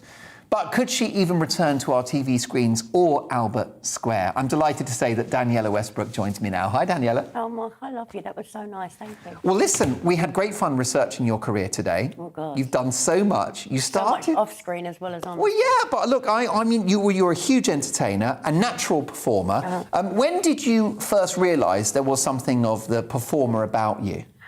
I think when I used to throw loads of sickies from school and I could get round my mum, I can get round anybody, so yeah. Right, so you could basically pretend to be ill, so that was your first acting role? My first acting role was I didn't like to go and do PE and stuff, so I was like, I'm not going in today, I used to pretend I was sick. And were you a bit of a show-off as well when you were little? Yeah, I've always been a bit of a show-off, I'm still a bit of a show-off, but yeah, I think I was, yeah. Was it like enjoying attention? Is that something you Yeah, I think all enjoyed? kids did, and I think all kids do one way or another, they'll get attention, good, bad or indifferent, but yeah. I think so, yeah. And a pretty sort of happy, normal childhood, really? Yeah, I had a great time, really, but pretty much. I did suffer some child abuse and stuff when I got into the industry, but other than that, my home life was fantastic. Yeah, and so getting into acting lessons at the age of 8, what did that do for you? I loved it. It was escapism, I think, because I was bullied really badly in my primary school. I had my hair cut off and everything, like you said. Yeah. But actually by my second cousin, funny enough. But that's just kids. I think all kids go through some form of bullying one way or another. And my mum was very clever because she put me into a lot of outdoor activities away from school. So I had friends in different groups of children, not just my peers at school. So I had other children, to turn to, which was great because it meant I had escapism from being bullied. And in the years leading up to EastEnders, you got plenty of work as a model and an actress. Yeah, I did. I did loads of work. In fact, we launched Next. Kids stuff, and Emma Bunton and I, and did all lots of stuff and fashion shows. I did loads and loads of stuff when I was a kid. Was this before the Spice Girls? Oh, God, you were working with Emma Emma was Bunton? At school. Emma was 2 years below me at school. Amazing. Yeah, so that was well before that. I think she was probably because her and her little brother PJ did it with the launch of Next and the fashion show. We did it in Kensington, their first ever flagship store, and myself and my little brother did it. Did it surprise you to see Emma become a Spice Girl and world famous? No, she literally just left school, and I still speak to Emma. And I'm so proud of her. She's done so well, and she's still exactly the same girl she was at school. Yeah. Did you think she always had that talent to go that far? Yeah, always just had the... In fact, it was always us girls at school that wasn't as popular within the school shows and wasn't the favourites in school that went on and done really well in life. And why were you bullied at school, Daniela? No, I wasn't bullied at Sylvia Young. She would not tolerate bullying. Just regular school you were? At normal school, primary school, because I used to be in commercials and TV. So was it jealousy? I just think, I think so. And also you were obviously a very pretty little girl, so there would have been jealousy there? Not really that. I just think I was a bit of a dreamer and I was a bit awkward. And, I think now we've got... I was dyslexic and stuff as well. We didn't really know much about that in the late 70s, early 80s. And I think back then it was just very different. We didn't, diagnose things as differently, and I just stood out a bit differently. I was a bit socially awkward. And so to hide that, I think mask that, I become very extrovert. Why do you think you were socially awkward? Was it just your nature? Yeah, I think so. I think because my parents were just cool. They were just normal, cool people, and I've never hid anything from my family, or my parents were just very close people, and I've had a really nice upbringing. Other people weren't brought up like that. And Mum was really beautiful, and is still today a very beautiful woman to look at, and other kids at school were just jealous. Yeah. So yeah. And all that performing in your teens, I loved it. Was it a buzz? It was the time of my life being at Sylvia Young's, and there's still a very, very, very close network. I saw a friend of mine stay from Sylvia's that I've known for 30-odd years when I met today. But they're still some of my closest friends. So you were 8 when you went in. How old were you? I was 9, actually, when I was at Sylvia Young's, yeah. OK, and how old were you when you came out of Sylvia Young Theatre School? 16. Yeah, I did my full-time school. So was it a home from home? I loved it. I just loved it. And it's like the best years of my life. What about being a child star and acting as a young person, making money? It's fantastic. Were there any downsides to that? Was it premature at all? Other than the addiction side of it, no, it wasn't at all, because I still... England was very different then, and London was very different. We had 3 channels. Channel 4 had just launched, and we didn't have all these, there were satellite TV channels and stuff like that. I'm very old, people, anyone watching at home. Not that old. No, well, you're the same age now. Yeah, that's right. Yeah, you are. We're the same vintage, aren't we? We are, very like, we are. There you go. But, Let's call it mid-70s, shall we? Yeah. No, early. I'll go mid then. I'm trying to airbrush it a little bit. Yeah, 74. I don't bother airbrushing anything anymore looking at this, but no, it was just... I just had a great time, and I think, I grew up in front of the nation. in a great opportunity working for, BBC, and it was wonderful. And then that show really, as that was a tiny, really bit of my life. I just went on to meet and work with lots of people away from that programme, like worldwide, and it was I worked with Freddie Mercury, lots of different people, and Angela Webber, so many people I've worked Tell me about working with Freddie. What were you doing with Freddie? I did a video for him, the Invisible Man video. Amazing. Shoot, and Brian May and the guys, and it was fun. We had a great day. It was just wonderful, and it's now I look and like my son went to me about 3 years ago. Did you do a video for Queen when you was a kid? I was like, yeah. He said, someone sent it to me on Facebook and I didn't believe them. I was like, I never knew, my mum, you did that. I was like, well, I did do it when I was like 13, I think. And what was Freddie like in the flesh? It was wonderful. And I remember that day I had an abscess, and one of them was actually a dentist. And was saying what was wrong with me, and they got me somebody onto set to help my... One of Queen is a dentist, is that right? One of Queen is actually a qualified dentist. And Brian May is, I think, an astrophysicist or something. Yeah, I think it was the other guy with the grey hair. John Deacon? Yeah, really nice guy. Amazing. He said exactly what was wrong with me, and they brought a dentist on set for me. To numb my tooth and everything. And then you land the big role, EastEnders. Yeah, I did quite a lot before that. I did the London programme. Grange Hill? Did Grange Hill. I worked in the West End of Angela Webber for Tim Rice. Oh, what did you do with them? West End. I did Joseph in the Amazing Technicolor Dreamcoat in London, at the Royalty Theatre. And did you have a direct encounter with Lloyd Webber himself? Yeah, we did one of the first with Mike Holloway. It was fantastic, Joseph, actually. I've done quite a lot in the West End. Used to do all the role varieties at the Palladium and everything.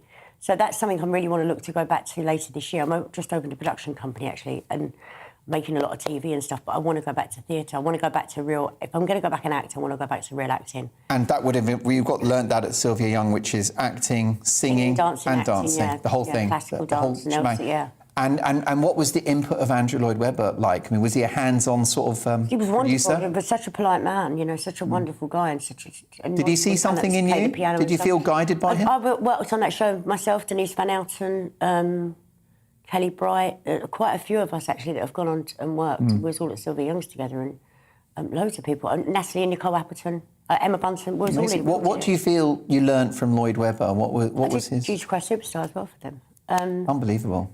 I just think he was just a wonderful man. It was just, we knew who he was, obviously, because we've been brought up in a lot of theatre, being at Sylvia Young's. It was just like an idol for us. Oh, this guy's... He's God, isn't he? He is the God of the theatre. Him and Tim Rice, Yeah. A gods of theatre. And for me, just, now I look back and think, I wish I'd have done... In a way, I sort of wish I hadn't gone into telly and wish I'd done more theatre, because I don't get this... I love doing TV, but I don't get the same buzz as I do with a live audience for theatre. And the problem is, a show like EastEnders, obviously a great break for a 16-year-old, but it's a treadmill, isn't it? It's hard work, especially now, I think, because when the last time I worked on a soap, whether it be, and I've done a few soaps now, I think they all run the same sort of tight ship, and there's a lot of episodes, and you're knocking out a lot of work very fast. And I just think for me, going to do theatre or to do just a drama, or even with presenting, I've done a lot of live presenting with open talk. Like that's more of a buzz for me. Yeah. I don't really want to just be churning out. So actually being in a kind of long-running soap opera didn't necessarily suit your personality? It does and it doesn't. I mean, I think if you had a great character to build on, with the characters I've played in soaps, they've both been like sort of a bit...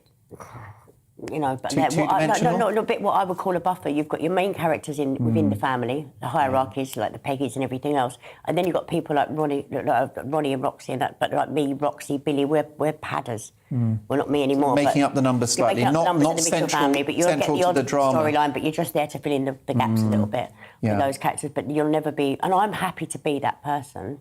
And some people are happy to just go there and pick up a wage and do that, but that's really just not for me. There you go. I did have a lot of fun with Patsy, but well, yeah.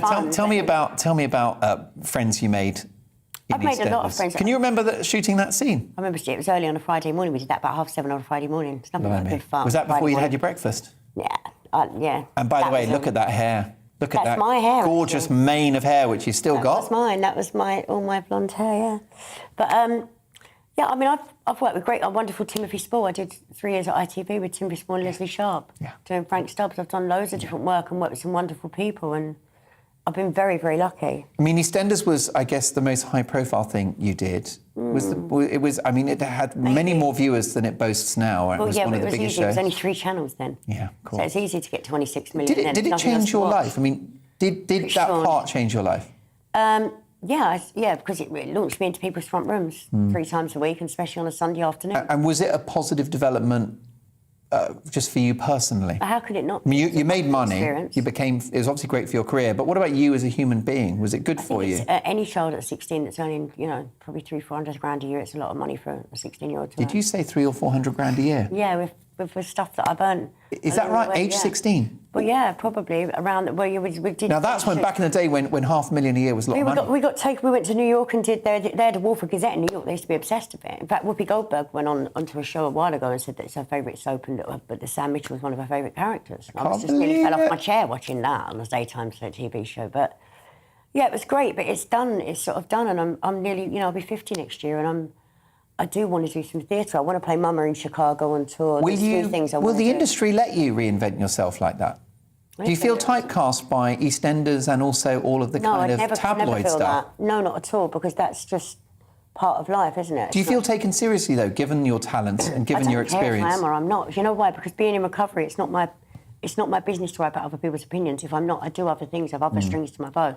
Now I make television as well. Do you a lot of people don't even know that, so that I'm part of that you're a production. producer? Yeah, a lot of people don't even know that I'm part of that production company. So I work for people that won't give me a job, but I'll make TV programmes for them. They don't even know we make the company. So either way, you win. Yeah, so I'm winning either way, so it's good for me. But do you detect snobbery about you, or do you detect being prejudged? Because sometimes people's snobbery comes from their own insecurity. Yeah.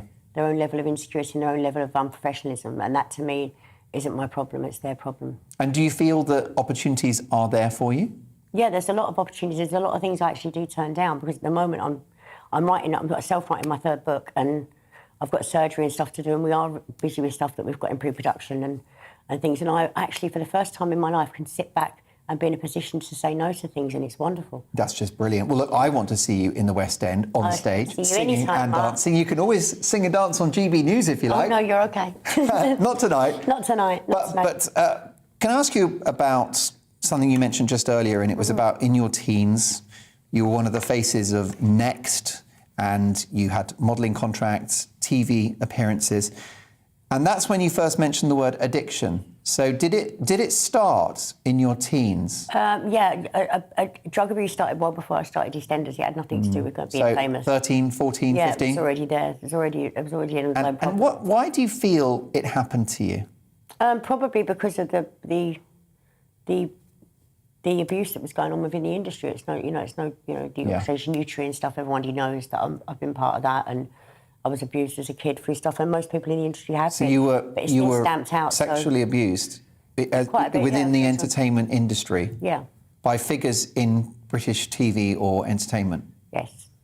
It's been already been spoken about. And was justice achieved for you? I'm really not at liberty to talk about, but yeah, it has been, and I've managed to move on quite a lot with a lot of my life. And I think for me, that's not just one part of. I don't blame my addiction on that. It was where I was introduced to drugs, but it wasn't my problem with drugs. I am a drug addict. I'm in recovery drug addict today, but I have an addiction problem, whether it be coffee or whatever. It could be anything. When you're an addict, you're an addict. An all or nothing type person. Of course. So it wasn't being famous. I can't put my issues down to being famous or being abused. The reasons why I did it, it was that was the baton I took up, and that's what I went with. If you were an accountant, would you have been an accountant that got addicted to drugs? No, I probably would have been an accountant who got addicted to money, and my parents would have been a lot happier with that. Yes. So yeah, I would have been too. But now, but I guess you're in a world where drugs were readily available. I think they are everywhere in the world, is there not? And if it's like people that are addicted to gambling or whatever. Everyone's got a problem with something. Yeah. Some people are addicted to social media and the internet, and some people are addicted to stocks and shares. Everything. It could be anything. Yeah. I want to get to all the positives in a second. I was deeply concerned reading about your health issues back in the day. We know about that photograph when... Yeah.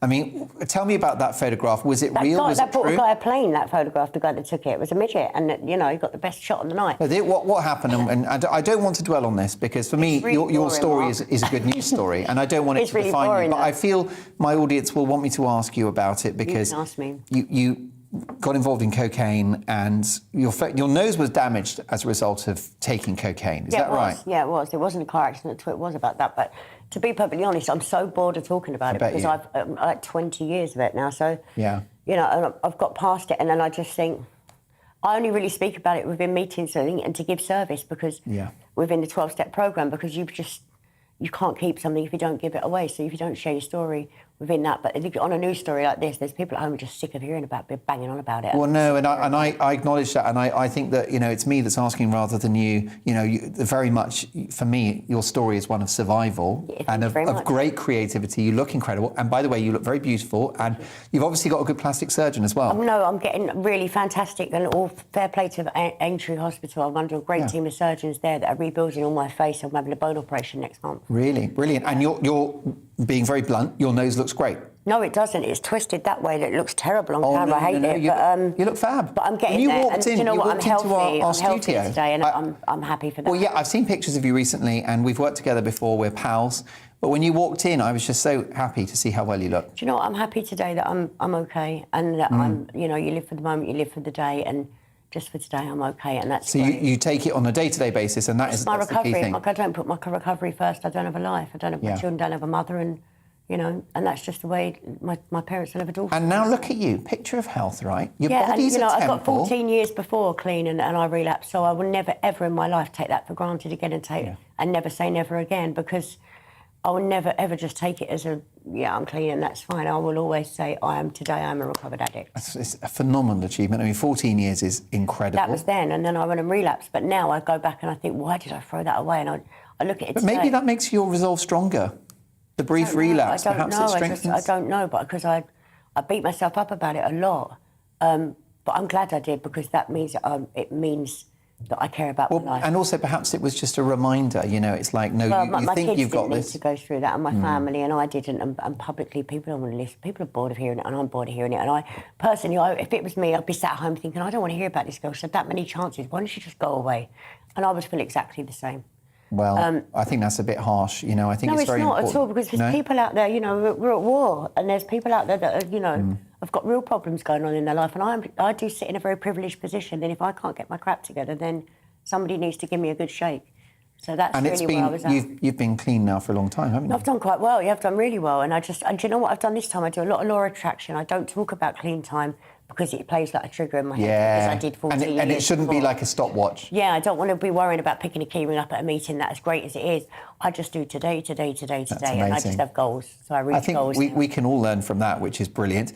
What about Albert Square? Any chance of a return? God, no, can we not talk about that? No, you don't. I'm so R.I.P. I think. do you know what? I think you've got bigger fish to fry, haven't you? you know what I love? Would you do another soap there? Would you do Corrie or Corrie? I'd love to do Emmerdale Corrie. That would be I would. That'd be a great message to the Beeb, wouldn't it? Not really, because I'm an actor and that's what we do. It's like you was at Talk Radio and Talk Sport and everything, and then you come over here. It's what people do. We evolve. Yeah. You know, and I'm happy for the show that Kim's gone back and she's taking it to another level. I got a second chance to do it. Why shouldn't she? And I just think it's wonderful. I just hope people don't give her a hard time and that she has a great time and she makes the most of it. Well, I think it's great because you, as I say, have got so many other roles to sink your teeth into. And you're quite interested in the body as well, the holistic thing. Tell me about that. I love the whole holistic thing, but I think as we You're going to be a older, therapist? Oh, I've been training to do my therapy, drug and alcohol therapy. Yeah. As well, but yeah, I'm just into, do you know what, I'm just into this whole new moon, the moon cycles, and I think as you get older, you become a little bit more inquisitive to what's out there. Yeah. And about how to keep yourself well, I think. Yeah. You know, because you can never really invest too much in your health, can you? You can't, and there are so many people going through a tough time. We've just had lockdown, really, really tough for mental health. You've talked very honestly about your mental health. I struggled with it, with lockdown at all. Well, did you struggle in lockdown? Yeah, I did, because I really thought, I struggled not with lockdown, coming out of lockdown.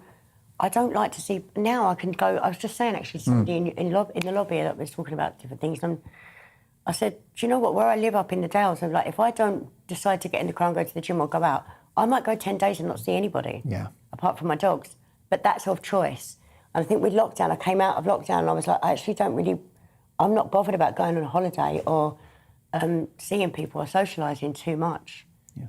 So, because I actually really like my space, and it actually taught me again to like the outdoors and appreciate different things and appreciate my time alone as well. And there are people who'll be watching who maybe have issues around addiction. What would you say to them? What have you learned? What would the message be to anyone that's struggling at the moment? for me, the message is get to a meeting and just get a sponsor, get a 12-step program underneath you and just get in there and do it. And don't feel like you're embarrassed or ashamed because there's already somebody in the seat either side of you that's done exactly the same, if not worse. You know, and that's not to say that you're not good enough to go into a meeting, you're not that far gone. Just get yourself to a meeting, get online. There's online. If you can't bring yourself to go and sit in a meeting, then get yourself on Zoom. You don't even have to put your picture up. It's an anonymous program. Just get yourself to a meeting and get recovery into you, and you will see that there's a whole new way of life, and it is possible. We do recover. And one day at a time for everyone. Yeah, we do recover. It's just, you know, everybody's story is the same but different. I'm honestly so delighted to have you in the studio. Thank you. I've said it once, I'll say it again. You look fabulous. Thank you. I'm getting now. Will you? Angel. I know that you're going to be in Hollywood and the West End and everywhere else, right? God, no. Eventually. I live there already. But maybe you'll come back and see us and join us on the sofa, because we'd love you to be a member of the panel and get your views across all the issues that are going on in this world, because I'm sure you've got a bit to say. I've got plenty to say, big mouth me. She doesn't need a script. Who knew? My absolute honour to have Daniella Westbrook. Daniela, see you soon. Keep up the great work. What a fascinating conversation. I hope you enjoyed it as much as I did. Lots more from my panel next. We'll talk about the death of the suit. I'm squeezed into one. I'm not sure it fits me or suits me. But do you think that we're going to see the back of shirt and tie and jacket? We'll discuss that very, very shortly. And also, we're going to talk about whether horse racing is cruel, plus another great British game show and your emails. See you soon.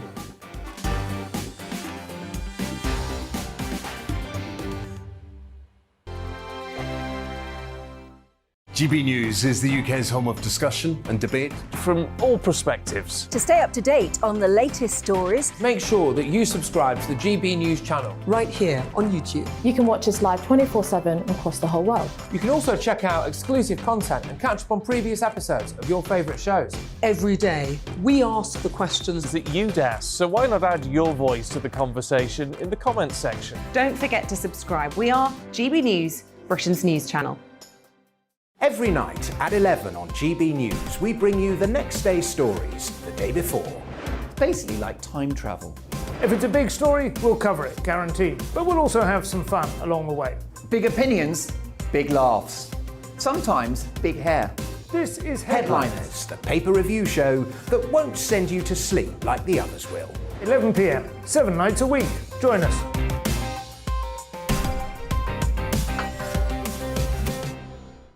Hello there, I'm Eamon Holmes. And I'm Isabel Webster. And we hope you can join us for Breakfast with Eamon and Isabel. You make me laugh out loud, belly laugh. Is that important first thing in the morning? Yeah, absolutely. And there's me trying to be deadly serious. News is a serious business. Yeah, I have to rein you in sometimes. Well, it doesn't stop us laughing at it. It doesn't stop us having an opinion on what's going on. Yeah. And it certainly will not stop us reflecting what you think. Weekdays from 6 to 9:30 on GB News. I'm Dan Wootton. Join me Monday to Thursday from 9 to 11 for the feistiest and most fun news debate on TV, where free speech reigns. I'll bring you a sharp take on the day's biggest stories, bombshell newsmaker interviews, and A-list guests.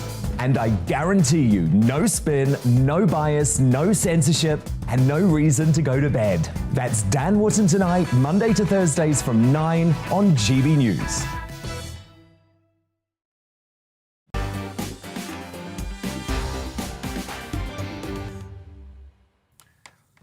A big reaction to the big opinion monologue, which is now on Twitter. This from Tim. Interesting monologue, Mark. The huge COVID response industry has cleverly masked what ordinary people wish for out of this whole farrago of excuses and tissue of half-truths.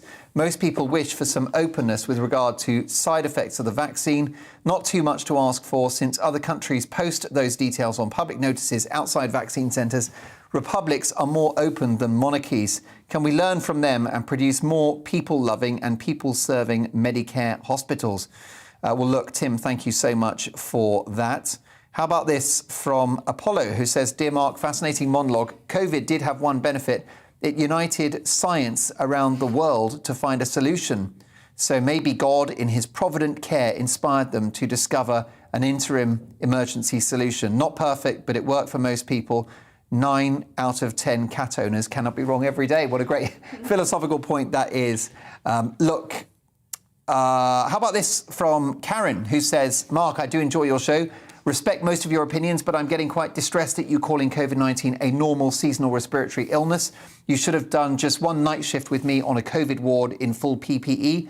Watch families say goodbye to loved ones over Zoom. Please direct your anger where it started, China. And I want to say, Karen, thank you so much for that. And it's duly noted what you've had to say. And my total respect goes out to you for the work that you and so many NHS heroes have done in the course of the pandemic. OK, well, lots more to get through. And let's now jump ahead to Cheltenham. And of course, it was a big horse racing festival, but some have criticised this sport for being cruel to horses. So what do we think about horse racing? Is it a nice day out? Is it a fulfilling experience for the animals and jockeys involved? Or should it be banned altogether? What do we think about this panel? Peter, do you think horse racing is cruel? I think it is cruel at times, yeah, and I'm glad this story came up because it's something that rarely gets attention. But periodically in horse racing, jockeys are banned for overuse of the whip, but it's actually whipping a horse is obviously integral to the pursuit of horse racing. I actually looked up what the Labour Party had said because it's something that is so low profile in terms of a public policy debate, and I think there's 2 points. One is that the whip is justified for safety grounds because obviously the man or woman on top of it, can break your neck or worse if you fall off. But secondly, the use of the whip is justified for encouragement. And Labour said it was going to review that point because obviously the word is encouragement is as loose as it is broad. So I do have concerns. I don't think all horse racing is cruel, but I certainly think it trips over at times. I'm glad it's getting the scrutiny now it deserves. Benjamin, do we need horse racing in our lives? Yeah, I think it's a perfectly decent sport. It's existed for thousands of years. It's, not going anywhere anytime soon. And this sort of whole hullabaloo around whether it's cruel or not is ridiculous. A lot of these whips, by the way, are foam tipped. They're designed to not be painful for the horses. They're just there to control the way that they move. It's a communication tactic more than anything. I don't think it's cruel at all. I think that people are running out of things to be upset about if they started talking about horse racing being cruel. Try finding some real problems. There's still more slaves than ever before in the rest of the world. Deal with those issues before you get on to whether or not the whip is too hard. But I guess some horses do suffer from horse racing, whether it's injuries or possibly, being overtrained, or what happens to them when they retire. Is that a concern? That's the case in any sport, any elite sport where you're at the top level of performance. You could say the same about footballers. When they're overtrained and overworked. But the horses don't choose, do they? Well, I think they do. I think it's the perfectly natural part of what they're designed to do. They're designed. That's their instinct is to run and to jump and to race, and it's perfectly natural for them to do that. Well, there you go, Emily. They wouldn't run fast if they didn't want to, or jump over. I mean, I'm not going to pretend to have any jockey experience of my own. But you know what? I think my view on this has changed. Light. Thank you. I think my view on this has changed a little bit, actually. I do think it is quite cruel, simply because, well, A, they can't give consent, of course. Yeah. But also because of the numbers of horses that do tragically die as a result. So it's whether we think that it's worth it for the sport and the money and the leisure and all of those things that come with it. Probably on balance. I read that, 70 horses have died in festivals since 2000. So that's quite a considerable number. But whether it's worth cancelling an entire leisure sport as a result, I'm not sure. You say that they can't consent, and they might not be able to communicate it with words, but I think when a horse is angry at you because you get kicked quite hard. Yeah, but Benjamin, a lot of people in this country prefer animals to humans. So they'd rather, crimes were committed against or humans felt pain than they would animals were inflicted with it, which is quite a funny thing that we learnt, obviously, with the Afghanistan withdrawal. How upset people were over the animals in that scenario. It shouldn't be mutually exclusive. I mean, we can care about both. And periodically, I think it's called the British Horse Racing Authority banned jockeys for overuse of the whip. So that's why I don't really agree with what Benjamin's saying at all, because the industry itself says animals are being harmed occasionally, and they ban jockeys. So. There's no one that... So we need to ban unscrupulous jockeys. Yes. Well, there you go. Strong views from Jackie. On that note, Jackie says, hi, Mark. Yes, horse racing is cruel and unnecessary. It's not entertaining to watch. And wait for horses to fall and break their legs or necks, and then they get killed. Shoot the jockey instead, says Jackie. She's not See, pulling those her are the people who prefer animals to humans. I like both. It is all about opinions on this show. And let's get to some disappointing news now. Can you guess what brand of shirt I'm wearing, folks? TM Lewin. It is a TM Lewin shirt. The reason why I love them is because I've got long arms and it still more or less fits me. So I love TM Lewin. I think their clothes are brilliant, but they have gone bust, which is a real shame. And the industry is blaming the fact that we've been in lockdown, we've been working from home, and we're not going to be wearing a suit anymore.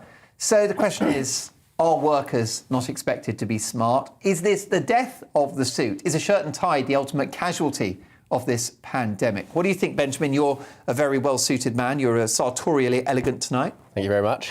No, I think it's going to make a comeback. When we get back to real life, when people are starting to go out more and do more things, they'll want to dress up. We've spent 2 years in tracksuit bottoms over Zoom, putting no effort in. As soon as things are back to normal, people are going to want to dress up. When's that going to happen? Well, I think it's slowly but surely we're getting back to normal now. But you know, look, we've seen these businesses go bust over the past couple of years. But I think the market will open up again, and new things will arise.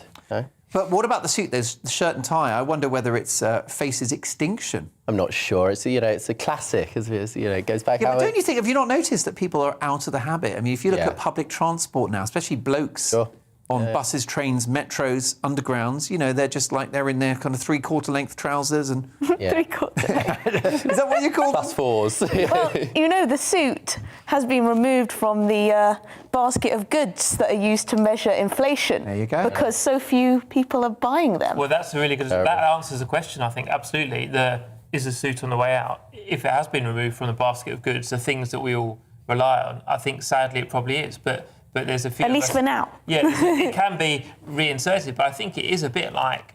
Obviously, lockdown's been a big factor, but I think it's like perhaps that other thing, the 12-month-a-year rail season ticket. You know, the demand for them is just not going to be the same, is it? And there's no point wearing a suit for Zoom, is there? No. Well, the top half, but on the bottom half, you've got your pyjamas on. Well, that's the last time I did a Zoom chat with you. Televised myths, about pundits on all channels sitting at home in their tie and their pyjamas. You know what I would say? I would say that women as well are guilty of getting a bit scruffy too. Yep. I think we turn up. I mean, I'm wearing jeans today. Look, you're it's very a disgrace. Klein and full. I guess you can look elegant in different ways. It's true. Just keeping up a certain standard. But I do think that men look good in suits. It does accentuate, you know, the positives of your physiques and hides the love handles or the paunch or the moobs or the... And the other advantage is... whatever. That you don't have to think. I mean, Mark Zuckerberg's defence for the hoodie was he wears the same things every day and he doesn't have to think about it. That was for 100 years was a defence of the suit. You don't have to worry about what to wear because maybe 50% of the workforce is wearing exactly the same thing. What about the tie? Because you sometimes wear a tie, Peter, but you're not wearing one tonight. What's your policy on the tie? Oh, that's a tough one. I think the tie is probably on the way out, but I do wear a tie in my day job Monday to Friday, so I'll certainly stick with it. But probably I'm 40 and probably anyone 10 years younger will see the tie as a bit of alien furniture. Yeah, I mean, Loughnane, you stick out like a sore thumb in your social group. You, no, not at all. What would be not in his social group. You should see my friends. Right? They're worst. Wow. Is that right? Are they like Bertie Wooster or something? Yeah. Have you ever heard, those Elizabethan ruffs? Oh, yeah. There's all the rage now. That's the thing. That's the new thing. Blimey. Yeah. I must say young men who wear suits are usually eccentric. Yes, that is the case. I mean, the tie has no function, does it? It does. It's just decoration. It means you'd have to iron your shirt. Is that the idea? Can't see the wrinkles. I've always wondered what ties do. I think the issue is that you just look that bit smarter with the tie, don't you? Well, apparently, I've done my research before coming on the panel. Apparently, ties are going down, sales of ties are going down sort of 5 to 6% every year. Really? I don't know for how many years that's been the case, but they're also on the way out. So, yes, it's all going. And blazers as well. Oh, blazers, my goodness. That's, to me, born in the 80s, I have nothing against blazers, but it is a generational thing. Yeah. I think blazers are probably dying out faster. Women wear blazers now. Yeah, on someone of a certain vintage, they can look very smart. But doesn't this reflect a wider drop in standards? Yes, I think so. We've got mums and dads that take their kids to school in pyjamas.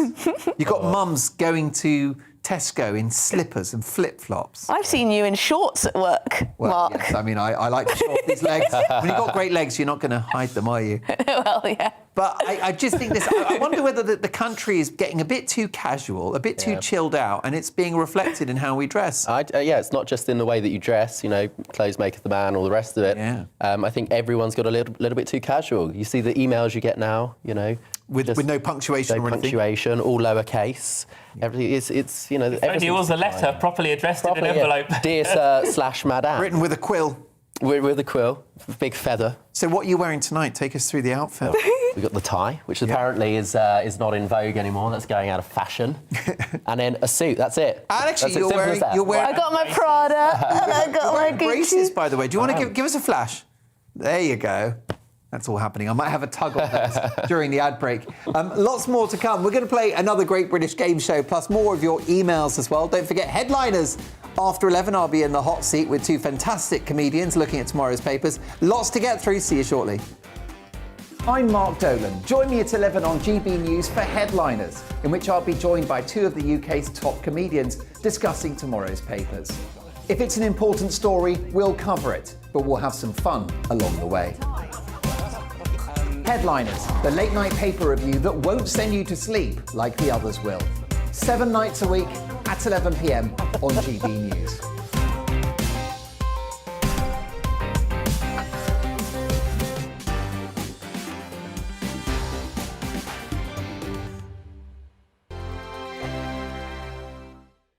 GB News is the UK's home of discussion and debate. From all perspectives. To stay up to date on the latest stories, make sure that you subscribe to the GB News channel. Right here on YouTube. You can watch us live 24/7 across the whole world. You can also check out exclusive content and catch up on previous episodes of your favourite shows. Every day, we ask the questions that you'd ask, so why not add your voice to the conversation in the comments section? Don't forget to subscribe. We are GB News, Britain's news channel. Every night at 11 on GB News, we bring you the next day's stories the day before. Basically like time travel. If it's a big story, we'll cover it, guaranteed. But we'll also have some fun along the way. Big opinions, big laughs. Sometimes big hair. This is Headliners, the paper review show that won't send you to sleep like the others will. 11 p.m, 7 nights a week. Join us.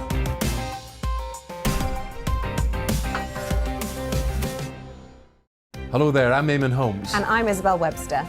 And we hope you can join us for Breakfast with Eamon and Isabel. You make me laugh out loud, belly laugh. Is that important first thing in the morning? Yeah, absolutely. And there's me trying to be deadly serious. News is a serious business. Yeah, I have to rein you in sometimes. Well, it doesn't stop us laughing at it. It doesn't stop us having an opinion on what's going on. Yeah. And it certainly will not stop us reflecting what you think. Weekdays from 6 to 9:30 on GB News. I'm Dan Wootton. Join me Monday to Thursday from 9 to 11 for the feistiest and most fun news debate on TV, where free speech reigns. I'll bring you a sharp take on the day's biggest stories, bombshell newsmaker interviews, and A-list guests. And I guarantee you, no spin, no bias, no censorship, and no reason to go to bed. That's Dan Wootton Tonight, Monday to Thursdays from 9 on GB News.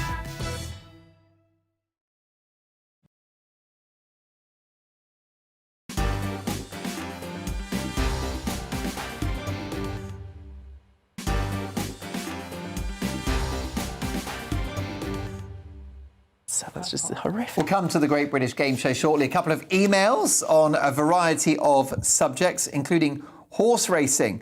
Phil says, Dear Mark, horses do what they want to do. From my experience of pony trekking many years ago, if a horse doesn't want to do something, it won't, says Phil with a smiley face.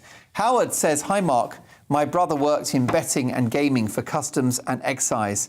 He told me that he was shocked that horses are flogged almost to death during training, and that many didn't live up to the expectation of the enormous cost due to their parentage, often had their legs deliberately broken and a doctor bribed to recommend having them put down. Of course, they were insured, so the owners got their money back. It's what goes on behind the scenes that is often the real story. How about this from Russell, who wants to talk about Suits and my panel? Hi, Mark. Benjamin, your panellist, his suit would look better on my bedroom floor, says Russell in Canterbury. So there you go, Benjamin. I'll pass on Russell's details to you after the show. It's time now for the Great British Game Show. We're going to play Beyond a Joke. So, can you at home and our panel guess which comedian told the following joke? We're going to do this because, of course, it is Red Nose Day today. So let's take a look at our first joke. Who said this? Let's take a look. OK, so here we go. I've got the gag. And it goes like this. So I think we might have just revealed the answer.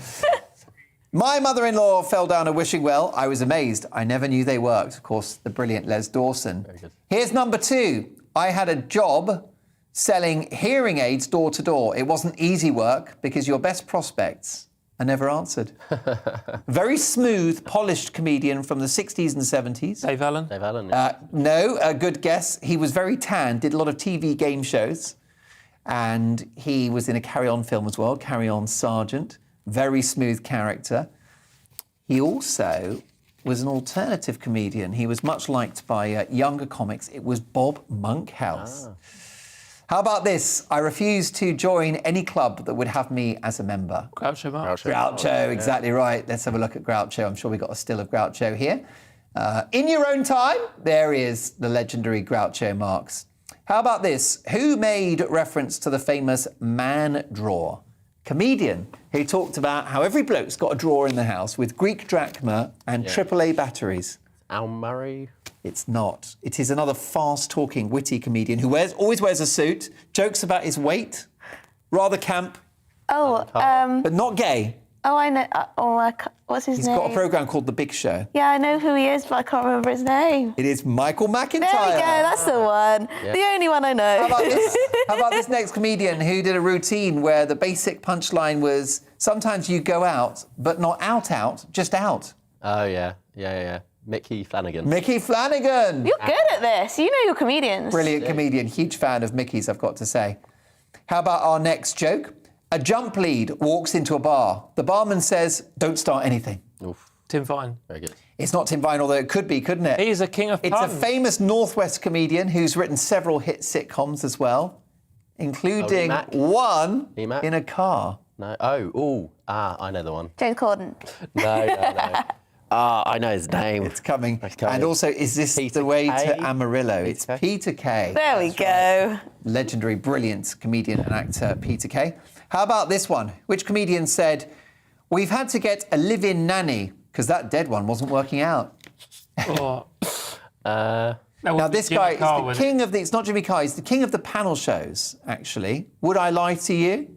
He also has a long-running sitcom packed with one-liners. Lee Mack. It is Lee Mack. It's the right answer. Do you ever watch Lee Mack's Not Going Out? I've seen it count from time to time. It's marvellous stuff. How about this one? Being an England supporter is like being the over-optimistic parents of the fat kid on sports day. Frank Skinner? It could be Frank Skinner. It is a Liverpudlian comedian, a real scouser. John Bishop. Oh, yeah. John Bishop's the right answer. There we are. Look, Peter Edwards is catching up with the points. How about this one? My boyfriend had a sex manual, but he was dyslexic. I was lying there and he was looking for my vinegar. Sarah Millican, it sounds like that. Well, it so easily could be, but it's really the godmother of Sarah Millican. Right. So Victoria if you think of the previous generation... Victoria Wood. Victoria Wood. Victoria Wood. The great, absolute legend. Genius Victoria Wood, one of my all-time favourites. How about this? Does anyone find it ironic how a programme aimed at old people is called Countdown? Yeah. That's harsh, isn't it? I know this. Frankie Boyle. It's Frankie Boyle is the right answer. You know your comedians, and you do. How about this one? Not. Characteristically edgy, a big girl once came up to me after a show and said, I think you're fattest. I said, no, I think you're fattest. Jimmy Carr. Jimmy Carr. How can it not be? Very well good. done. Well done at home and well done in the panel for performing. I think Loughnane just edged that points-wise. I'm just glad they were on the panel with me, otherwise this would have been very awkward. I mean, here's a question for you, Emily. Would we have jokes like that now or in the future? Because we've heard the likes of French and Saunders say they couldn't get away now with what they did back in the day. Well, also, Billy Connolly said the same thing. Well, fatism is very much in vogue, or was for a while at least, so I don't think you're allowed to make fat jokes anymore. I'm certain when I went to a stand-up, one of the acts decided not to make a fat joke before he made the punchline. It was very obvious that he thought, oh, can't go there. He thought twice about it. Thought twice. I mean, is contemporary comedy still good? Politically correct comedy that you see on the Beeb? You need to have... the whole point of comedy is saying things you're not supposed to say. It's the shock factor. That's a huge part of it. And if you police your comedy and it's so curated around whether people will be offended, you can't possibly be funny. You're always going to offend someone if you're being funny. You made a few close to the line. Always. Yeah, that's what I like to do. What do you think, Peter? Do you think this idea of cancel culture in comedy has been overstated? Yeah, I think it has a bit. And I know you've obviously trod the boards, and I probably went to the Edinburgh Fringe for 10 or 15 years just as a member of the audience. And I think British comedy is alive and well. And I think there's a difference between what you can get away with on TV and prompt the fury of certain newspapers versus what's being enjoyed in the pubs and clubs around the country. So I think British comedy is alive and well. Yeah, I mean, what do we think about sort of cruel humour? I always think of the Alan Carr joke, and it was from a few years ago, and I'm not sure you'd get away with it now. He said, he's talking about allergies. He said, I'm not sure about these allergies. He said, back in the good old days, they just died. It's pretty harsh, but would that joke get you cancelled now? I don't think it should. If it did, it'd be ridiculous, because it's not... There's no malice behind it. You're not actually saying, I think people with allergies should die. You're not saying round them up and, you know, get rid of them. It's just a joke. It's just that. It's light-hearted. There's no malintent behind it. It's just I think funny. if it makes people laugh, yeah, then that's the litmus test. If the it's funny, test. it's fine. I also wonder it's your whether... fault for laughing. Yeah. Do you think these things are cyclical too? That you get a lot of restriction and censorship, and then people have enough of it, and then you get the rebels who break out? Yeah, I mean, the comedians who work here. Yeah, well, there's a few of those. Yeah. Let me tell you. There are, I'm and they're very good breaking company. out. Yeah, too right. Well, look, fascinating conversation. My thanks to my brilliant panel tonight. They've been absolutely brilliant, haven't they? So Peter Edwards, Emily Carver and Benjamin Loughnane, who's, I think, going to be having a Snapchat with Russell after the show. Is that what the youngsters do? A little bit. Not any. And also thanks to you for your company. It's been a really busy 2 hours. So excited about our weekend show. Lots of great guests this weekend, both tomorrow and Sunday from 9. But do stick around, because I'm in the hot seat for headliners, 2 top comedians and tomorrow's papers. So I'll see you very shortly. Keep it GB News. Hello there, I'm Stephen and welcome to your latest forecast brought to you by the Met Office. And for tonight we're looking at a largely dry picture across the UK with a lot of clear weather around. Quite windy in the south and the west though, and that's because we've got this area of high pressure centred towards southern Scandinavia. Quite an intense high this, close to 1,050 hectopascals. We've got winds rotating around this in a clockwise direction, quite a lot of isobars though across the UK, which means there will be this brisk breeze which will pick up across some southern and western areas as we move on through the night. Quite gusty over into the lee of high ground, parts of Northern Ireland, West Wales, southwest England, as well as the far northwest of Scotland. Elsewhere, lighter winds, 1 or 2 mist or fog patches, particularly for parts of northeast England. And quite a chilly night, though perhaps not quite as cold as it was last night. A touch of frost though certainly possible in some rural areas. But the sun getting up earlier and earlier now as we move in towards mid-March, so any early morning fog should soon lift, thin and break. And then for Saturday, well, blue skies pretty much across the board throughout the day. Lots of sunshine, so if you've got plans to get out and about, it should be a lovely day. And really quite warm as well, particularly in some western shelter, mid to perhaps upper teens, and some sheltered parts of northwest Scotland could be close to 20 Celsius. UV coming up though at this time of year, so if you are out and about, don't forget to put on a bit of sun cream. And then a fine evening to come across the vast majority of the UK to take us into Saturday night into Sunday. Lots of clear skies once again. 1 or 2 bits of low cloud, perhaps parts of the Pennines, southern Scotland, maybe towards the Aberdeenshire coast. But for many places, it's a dry, clear night and turning quite chilly once again, though, with temperatures quite close to frost in 1 or 2 spots. 2 or 3 degrees certainly possible in the countryside. Then for Sunday, a bit of a change. We've got a bit more cloud coming into the west of Northern Ireland. But cast your eyes down towards parts of the southeast, and we'll see this clump of cloud with a few showers, which will threaten parts of East Anglia, perhaps southeast England. Certainly a bit cooler here, some colder air moves in. That moves out of the way though, and we've got sunshine to take into next week. It's turning warmer as well.